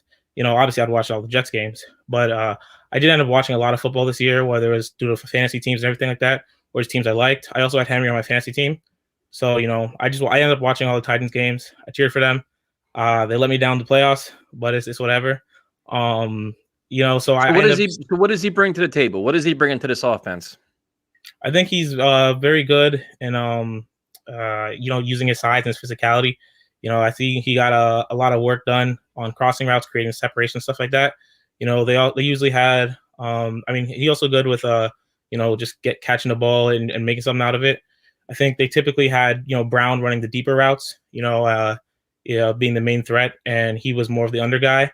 But I think he showed they run a nice route tree where you can see it. And it was a similar offense to our style where, everyone blocks, everyone, they run wide zone, play action all the time. Play action, they helped him Tannehill all the time with it. Is he a receiver that defenses have to account for? Like, is he like a legitimate threat on offense? Oh, definitely. I don't think he's where you're a number one receiver where you're putting him with in the competition with all those other guys. But I do think with what we're looking at with our receiver room, we have Mims, we have Davis, we have Crowder's, and maybe I personally would drop him and see if we can get Samuel or someone else, and we draft a guy. And you're gonna have where San Francisco has had last year, and then when they went to Super Bowl stuff, they didn't have a really number one guy. They had the big name Sanders, but you had three solid guys who all can get open.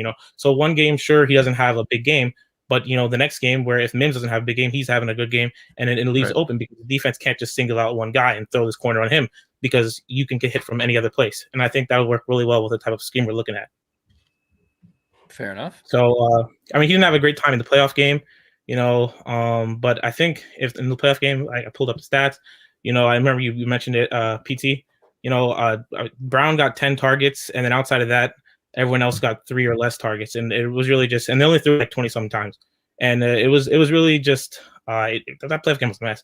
The run game got shut down, and then pretty much everything fell apart in the passing game from there, because, the play action wasn't really working. And because, they were killing the run.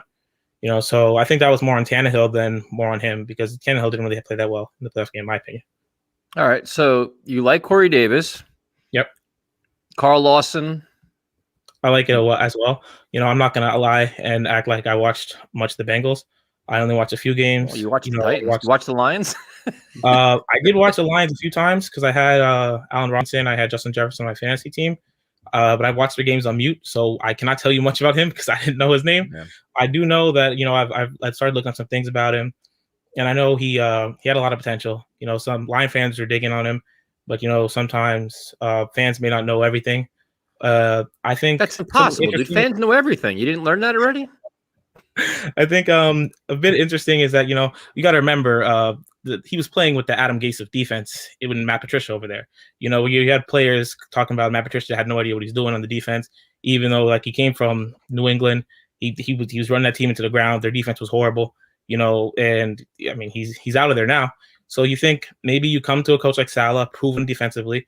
We have our DC from Atlanta. They had a very good team defensively last year, even though there's underrated. You think about the passing, you think about Atlanta's offense, you think about them, Matt Ryan, Julio Jones, Calvin Ridley, but the defense was really the team that was carrying them, even though they were losing games. So I think he can probably find success. He had the talent. We know he has the talent. The question is, can he be implemented and be put in a system where we can make the best out of his talents? I think Saleh's shown that he's already developed. He can develop linebackers. Fred Warner, drafted 3rd round out of BYU. They made him one of the best linebackers in the NFL. So I think we shouldn't get too angry about it. It's a 1-year deal. Sometimes the prove it deals don't work, but with John Franklin Myers, it worked out. So I think maybe a little bit more optimism. I wasn't mad that we missed out on Jonnu. The Patriots major overpaid. I think the Patriots offseason is looking like a Jets offseason from a few years ago. Just with throwing money at anybody. So I do like Jonnu though, but not that much money. See with Franklin Myers though, that was a waiver pickup. It didn't really cost you anything. With this though, $5.5 million that could go up to $7 million for a guy again that's labeled pretty much right now as a 1st-round bust. He played 30% of the snaps last year. I just feel like that's a lot of money on a guy that you're hoping in a new system is going to be able to kind of show you that talent. Yeah, I get that, PT, but it's only 1 year, really. I mean, when we're looking at it, we have a ton of money this year. I mean, because we're probably gonna end up with rollover money maybe. If say we just go off and we look for big guys only because we're not gonna be able to get all the big guys. So I think you use the $5 million this year. It goes up to $7 million. That's good. That means he played well. So I think then we could potentially re-sign him. That's a good key piece we have there. He's young, and I think it could work out. I don't really see the downside too much on it because if say he's horrible, you pay $5 million 1 year, he's gone. I think there's more upside than downside to it. Interesting.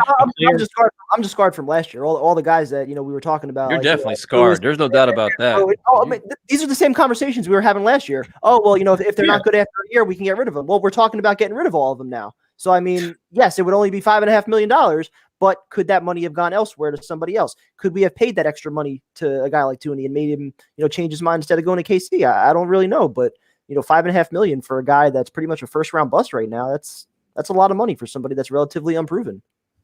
I agree, but all I'm saying is, I think last year more the I hope we don't. I mean, but we didn't really continue bargaining because we have spent.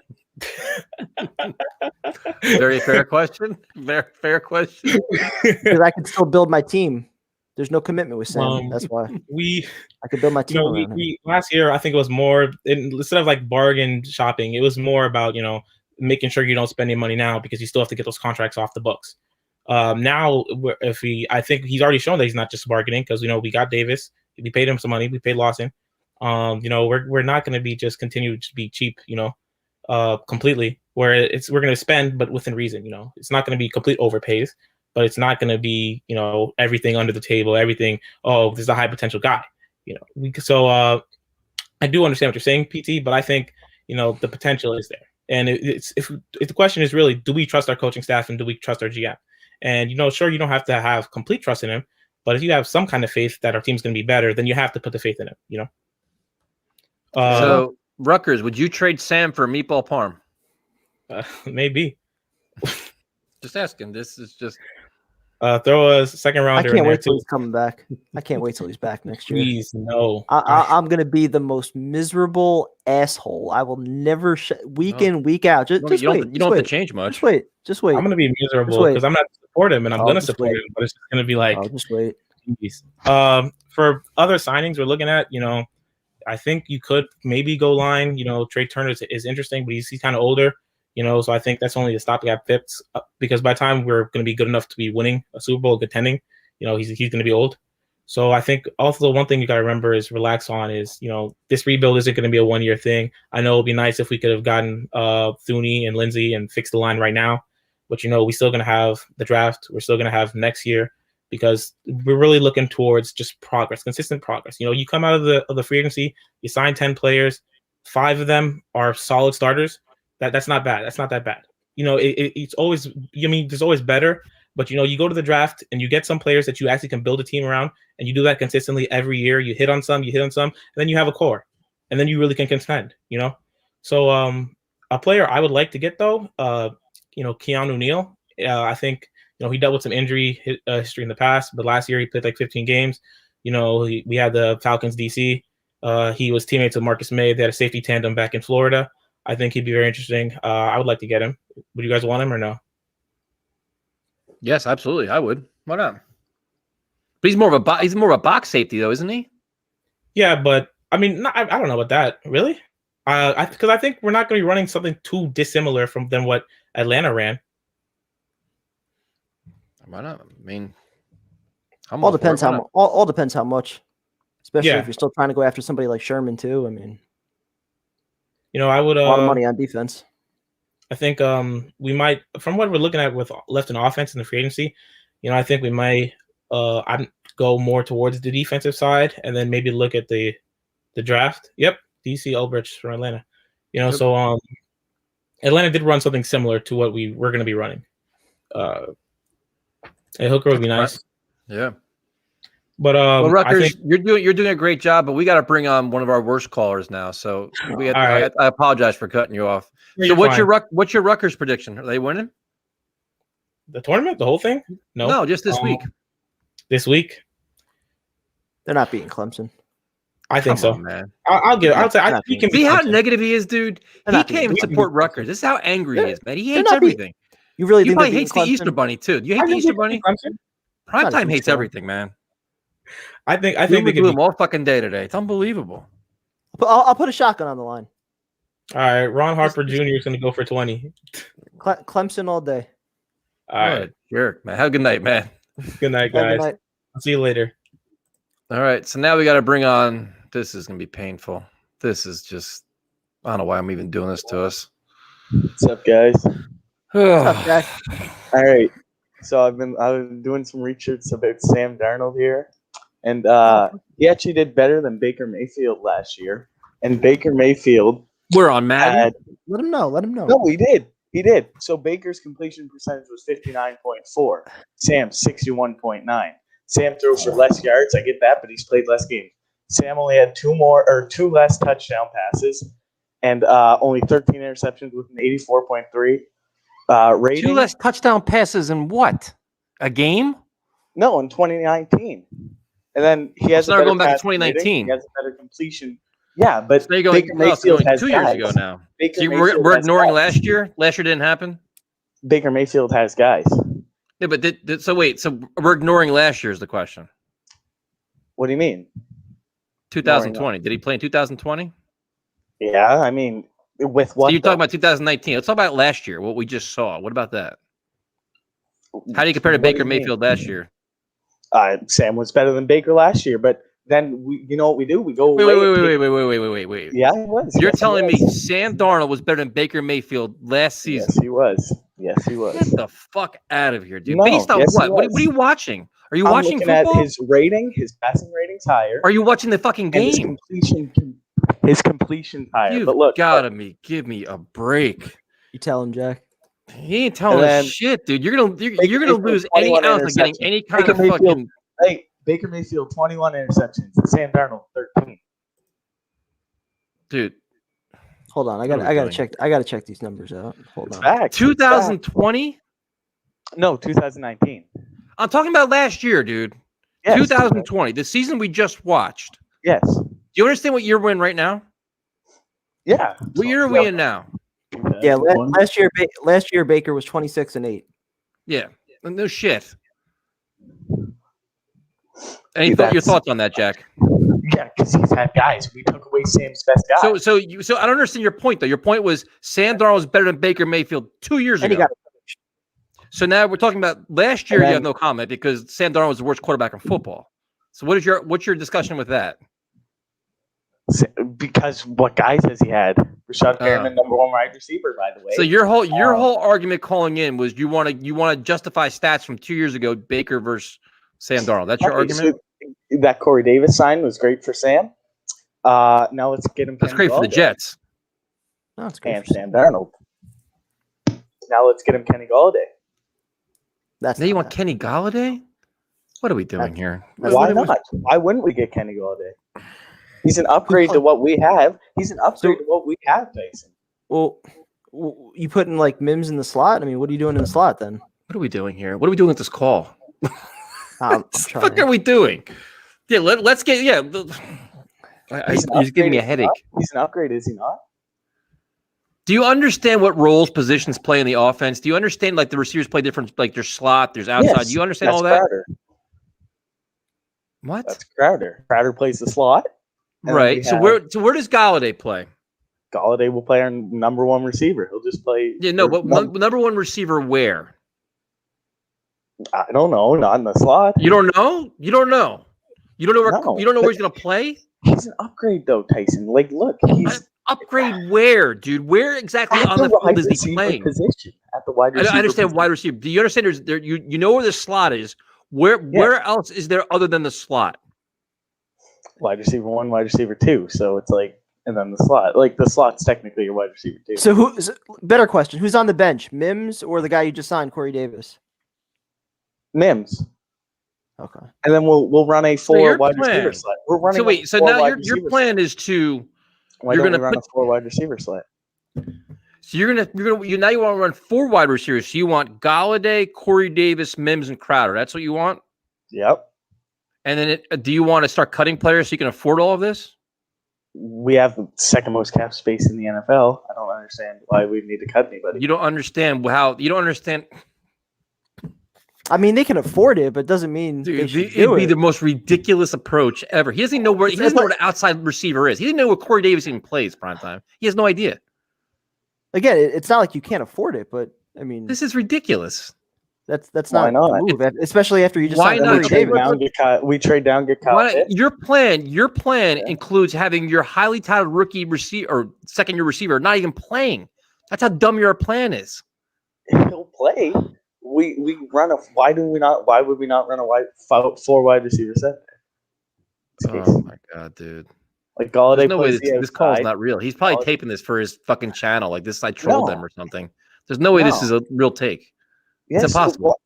Why would you not want guys like upgrade guys for Sam Darnold? See, now I'm gonna give you when you make your video for your channel, I'm gonna give you some advice. Everything you said tonight, don't repeat it. That's your first step.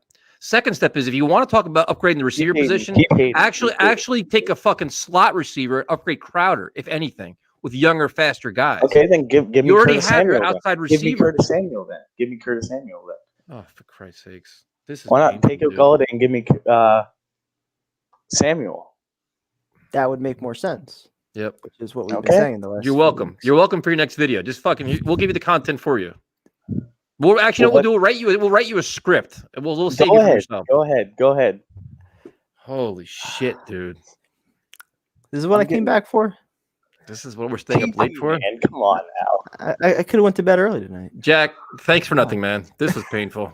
He has to go. I can't. I Have a just good can't. night, Jack. I can't even do it. Fucking. We're gonna go to Yash. Yash. Hey guys, it's Josh. Gosh, my bad. What's up, man? Where the hell did you go? We can't see you. I'm in my basement, man. I'm living at home right now with spring break, so I'm at my. Your basement doesn't have lights. I'm sitting dark watching the Knicks. I was watching the Knicks game before, but a couple questions. for you Darth guys. Vader right now. A couple questions for you guys. So, obviously, we got Davis. I don't think we're gonna get one of the big guys now. I don't think we're gonna get Golladay or any of those guys. I would not be surprised if we took possibly Kadarius Toney at 23 or 34. I wouldn't hate that, but I do think, which is more likely to happen, is us trading down from 2 at this point. I think. Listen, how the fuck? Hear me How are we out. on this stream for 3 hours and the Hear me out, last two calls are going to start all this shit? How does this happen? No, hear me out, Crazy hear me out. coincidence. I don't know how that happens. Hear me out. I'm not as bad Primetime as sets this shit up. with the Sam stuff. I think Sam does need a change of scenery. I don't think it's here. I don't know if the Jets believe in him, to be honest. There's a lot of mixed reports coming out from the Jets. But I do believe that, I mean, I'm an optimist, obviously, but I do believe that Deshaun Watson's going to leave the Texans. I don't think he's going to play a single snap for them. And I do think the Jets are probably the best fit for him in terms of just the money and all that stuff. So I have tickets for the Jets the last 6-7 years. I've been going to every game, and I would love to see him come to the Jets and all that stuff. But what really concerned me today was the fact that I was at work and I was looking at all this stuff. Like Tooney got signed. It sucked we didn't get him. And I want to see if we even offered close to what freaking $80 million. There's a shit ton of money, but I don't know where we go from here. I do like that kid from Oklahoma, the center. But then again, it's like, do you want to start a center? I mean, we'll see. Obviously it's still March, so there's a lot of shit that can happen from now on. There's Trey Turner, all those guys. I just don't really know what we're gonna do from lineman wise. What guys are you guys looking at in terms of like free agency and like all that stuff? Because well, I think they're going to have to sign, some kind of veteran, whether it's like a Gabe Jackson or a Trey Turner or somebody. I think the plan is still going to be to draft one or two guys in, rounds 2, rounds 3. You got 5 picks within the first 3 rounds. So I think at least one of them, if not 2, are going to be on the offensive line, another 2 probably at receiver. But yeah, I mean, the preference for me was still to sign your offensive linemen, have those guys sit a year, kind of develop that way, as opposed to just kind of being thrust right into a starting role. Whereas, your receivers, I have a lot more confidence that, any of these guys that you take in the first 3 rounds could probably step in from day one and be an immediate, contributor. You look at last year's class, pretty much every single guy that was taken in the first 3 rounds, they were making an impact early on. So I think this year's class is just as good, if not better. You mentioned Tony, even a guy like Rondell Moore. I think he could be a nice fit in the slot. So there's plenty of options. And I think receiver is definitely an option at pick 23. It's just a matter of, how the board shakes out. It's also a matter of, I think this Watson trade is going to happen sooner than people think. I think it's going to happen. I mean, I was talking to my friends. I think by the end of the month, definitely before the draft, I think, because Houston definitely wants to have some sort of like blueprint for what they're going to do, because they're a shit show. I think Houston's probably probably the worst run organization in the NFL, if not one of the top 3. So I don't know what the hell they're going to do. If Watson's not going to play for a single snap for them, there's no fucking way. Just the shit he's saying, like, he's out. And I really don't think Miami's going to give one Tua yet. I don't believe it. I think that the Jets do have reason to move on from Sam. It's been 3 years. The inconsistency, the injuries, all that stuff. It makes sense, right? I love Sam. I loved when we drafted him. I thought he was awesome, but it hasn't worked. And yeah, we haven't done a good job of surrounding him and stuff. I completely agree with all that stuff. But so if you're trading down from 2, who's your quarterback then? Well, I'm saying if we do trade, I'm guessing like we probably trade. I saw something on Get Up today. That was stupid. I don't know if you guys saw that shit today, but Khalil Mack, that was bullshit. I don't know. If we trade for Watson, 2 is definitely going to be in the deal, which I wouldn't be surprised about. They definitely want to draft Wilson or whoever the fuck. I don't think I hate Justin Fields personally. I don't think he's better than Zach Wilson. I think that I don't even know if Trey Lance is better than him, but definitely don't want the Jets to take him. That's the guy I think I'd be most upset with us at number 2 if we draft him. I don't want him to be honest. But Russell Wilson, I don't think is happening, to be honest. I don't think Seattle is getting rid of him. I think they're going to keep sticking with him. Bears, they're a shit show. But yeah, I'm really scared about our O-line. I know it's early, Tyson was saying before. I was watching you guys argue before, but I'm concerned about that. I'm happy with our D-line. I think that was a huge addition with Lawson. They pay Henderson a shit ton of money. Hendrickson a shit ton of money. So I don't think got more than Lawson. Yeah, so I don't think we would have even came close to that offer. Wasn't it the same per year though? Like 4 years, 60 million or something like that? It might guarantee money though, right? Or is it's the average? I don't know. I look at it. I thought the average was almost the same. Was it? Yeah. I would like to see someone like Thomas from the Niners. I know I don't know if he was hurt last year, but he could come back to the Jets with a solid connection. I think the Jets had a better day than the Patriots. I think the Patriots just signed a bunch of random ass people. It doesn't fucking make sense what the fuck? They weren't random. They were all pretty good. They were all pretty good players. Yeah. They just spent more than they There expected. are a few guys like Aguilar that didn't really. Yeah, Aguilar's deal makes sense. Even the Kendrick Bourne signing, they're like paying like almost $50 million guaranteed for like. I like Bourne, but that was a lot of money for him. Yeah, $22 million, right? Something like that. Yeah. It was a lot. Yeah. But I don't know. I think we're okay at receiver. We can probably take another one in the draft if we want to. It's so deep, so there's no really reason now at this point where it's like, oh, we need to take one of the top like 23 or like 34. We can probably get one later in the draft. There's so many receivers. I think whatever happens tomorrow, I don't even know who else is available. Who do you guys want to see us get tomorrow or the next couple of days? Like, what are your? There's plenty of people available, man. It's only the first day of free agency. There's all kinds of shit that can still happen. I mean, I understand that, but as Primetime was saying, like the O-line is just it's a big drop off, and I don't know if Douglas is going to go the same way he went last year with like the cheap like 1-year deals, prove it deals, like building like the makeshift line. And listen, man. I think it's been no secret the entire offseason the Jets have to upgrade the offensive line for whatever quarterback they have, a young one or Darnold. They got to do that to actually implement their offense. I have a hard time believing that Joe Douglas is stuck with his hand up, baffled right now. Like, oh my God, I have no plan now. He has to have a plan in place where he can have a comparable offensive line where everybody's going to be fine. Yeah, I just think he's way too intelligent to be lost in space right now. Yeah, I definitely think he has a plan. I mean, I'm sure he definitely would love to have had Lindsey. All about the positivity. Yeah, I saw the first couple. Actually, before.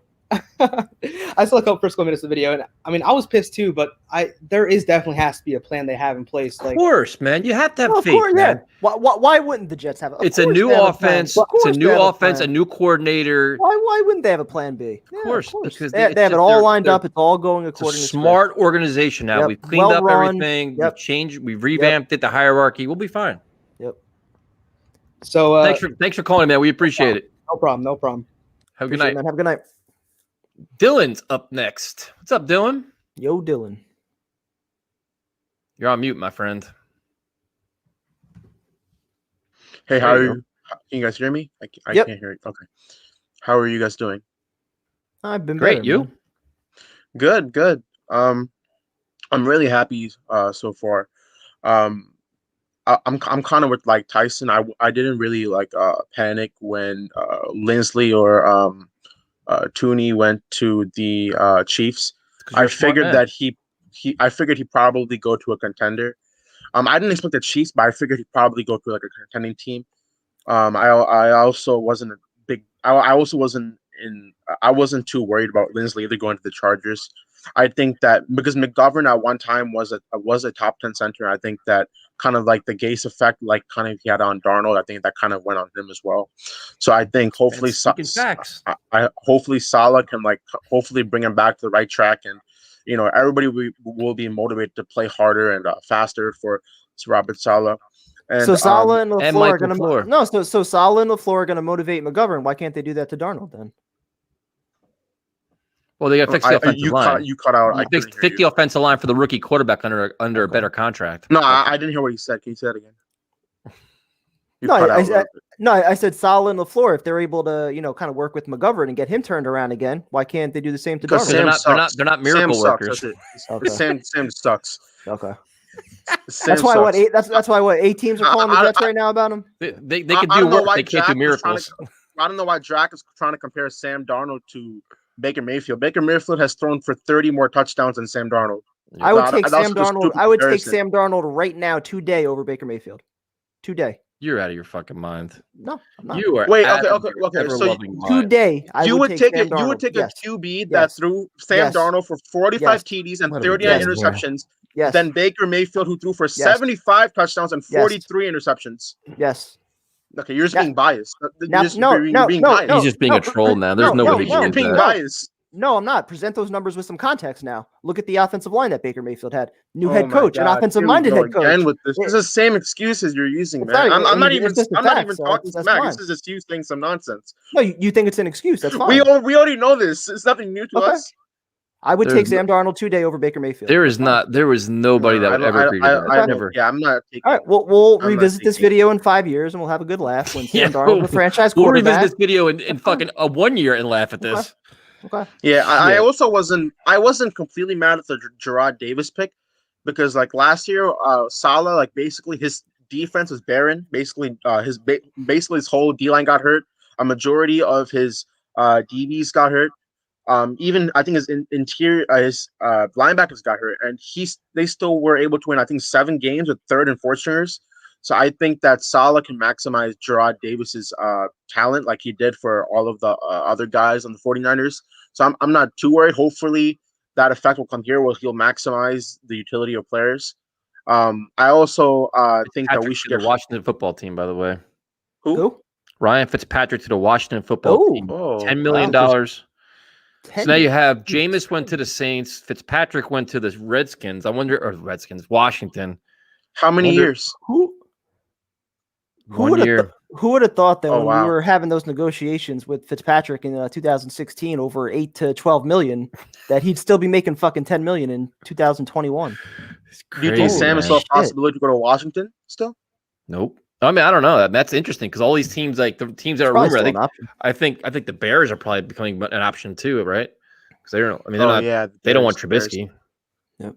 Fitzpatrick, man, that guy makes $10 million every year just doing the same shit. Wasn't there a report saying that Washington liked Mitch Trubisky or some team liked Mitch Well, they Trubisky? re-signed Taylor Heineke. I know that, and then I don't think any team likes Mitch Trubisky, man. I didn't see that report anywhere.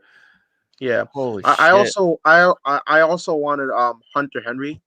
I don't trust Herndon right now. He had too many drops for me compared to in 2019.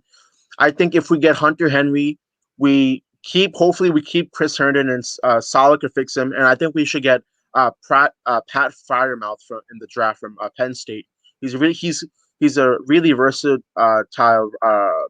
tight end, and he's really good at run blocking, and he's a really reliable target out of the backfield for whoever our quarterback is going to be. So I think that would be a solid tight end group for the Jets. So Hunter Henry, Chris Herndon, and then Pat Freiermuth.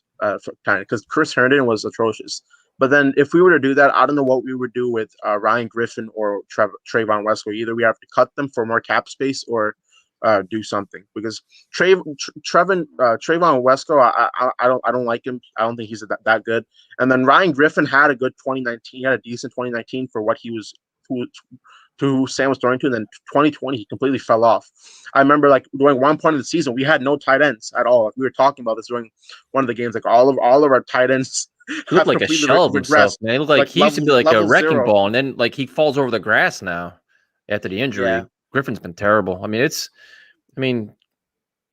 tight end's gonna be interesting, man. Prime time, how would you go with tight end? Would you draft somebody, or would you go after a Hunter Henry? I'd like to go after somebody like that. I don't think they're going to spend the big dollars, though. I think it's more likely they go after somebody like, a Gerald Everett, somebody that's young, a little bit cheaper, and then still probably draft somebody in rounds, round 3 or round 4.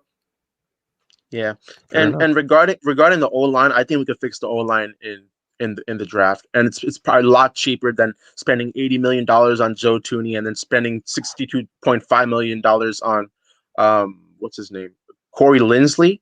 Right, I think what his name is.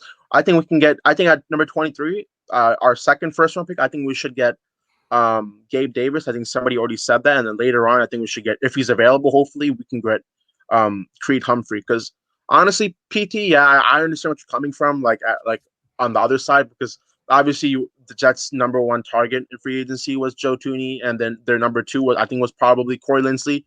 And I was kind of intrigued that they didn't call or even notify themselves about Corey Linsley. They didn't want anything to do with them. I think they still believe in McGovern a lot, and hopefully they can get him on the right track. But concerning the Chiefs were in the Super Bowl last year. They won the Super Bowl in the year before. I think that Joe Thuney, I think he cares more about winning than kind of just money. Because let's be honest, if we were all in a situation, I don't think, even if the Jets offered us maybe $5 million more, I don't think none of us would go to the Jets right now. I think we would all go to the Chiefs. And I think in this year's draft class, there are a lot of O linemen and a lot of wide receivers, and I think it's better to draft that way. And hopefully, with our 9 picks that Joe Douglas have, we can do it. And I wanted your guys' opinion, because I know that they said CJ Mosley was available for trade, or I think some teams called about CJ Mosley. What do you guys think of adding? I know it's probably not going. What would your opinion be on CJ Mosley? Adding CJ Mosley to the Texans package if we were to trade for Deshaun Watson along with Sam Darnold. They probably wouldn't want it. Yeah, if they're rebuilding, I don't know if they would want to take on a contract like that. No, they want cap space and draft picks, man. They don't want to inherit a big What about contract. Sam Darnold instead of CJ Mosley? Would you think they would take They that want because they already got a QB back in return? Darnold's untouchable. I'm not trading him. No, and my answer, No, he's not. Darnold's not Darnold is untouchable. not. No, they're going to want the number 2 pick, which is a quarterback. They don't want Sam Darnold, dude. Yeah, but I honestly think that the Jets are done with Sam Darnold. I don't think they're saying anything yet.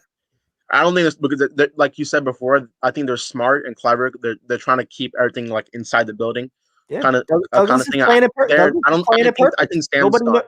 I think Sam is done. Nobody knows what he's really going to do. It's just trading him back. Playing it perfect. Hey, and the thing is, even if Sam, right, somehow by God's grace, right, stays on the New York Jets, right, you better hope he throws for like 3 touchdowns every game, 300 yards. If the team is fixed, Primetime will delete his fucking Twitter excuses. account by fucking week 3. I guarantee it. He'll be deleting shit. He'll be hiding. If I didn't delete my Twitter when the Cagnon got fired, I'm not going anywhere. That's true. That is true. Dylan, thanks for calling in, man. We appreciate it. Hey, thanks for all that you guys do for everything. Have a great night. Appreciate it, man. Have a You good night. too. All right, prime time is it's fucking 11:15. Fitzpatrick to Washington. We will talk to everybody tomorrow night, 8:30. Blog Talk. Maybe Wednesday night too. I'm gonna do a video now just to talk to you. I'm doing a video on Carl Lawson and Corey Davis celebrating positivity with the Jets. Bullshit. Are you gonna do a video talking about positivity, man? Or you're gonna be still angry. I'm still angry. I'll talk to you guys later on. Later.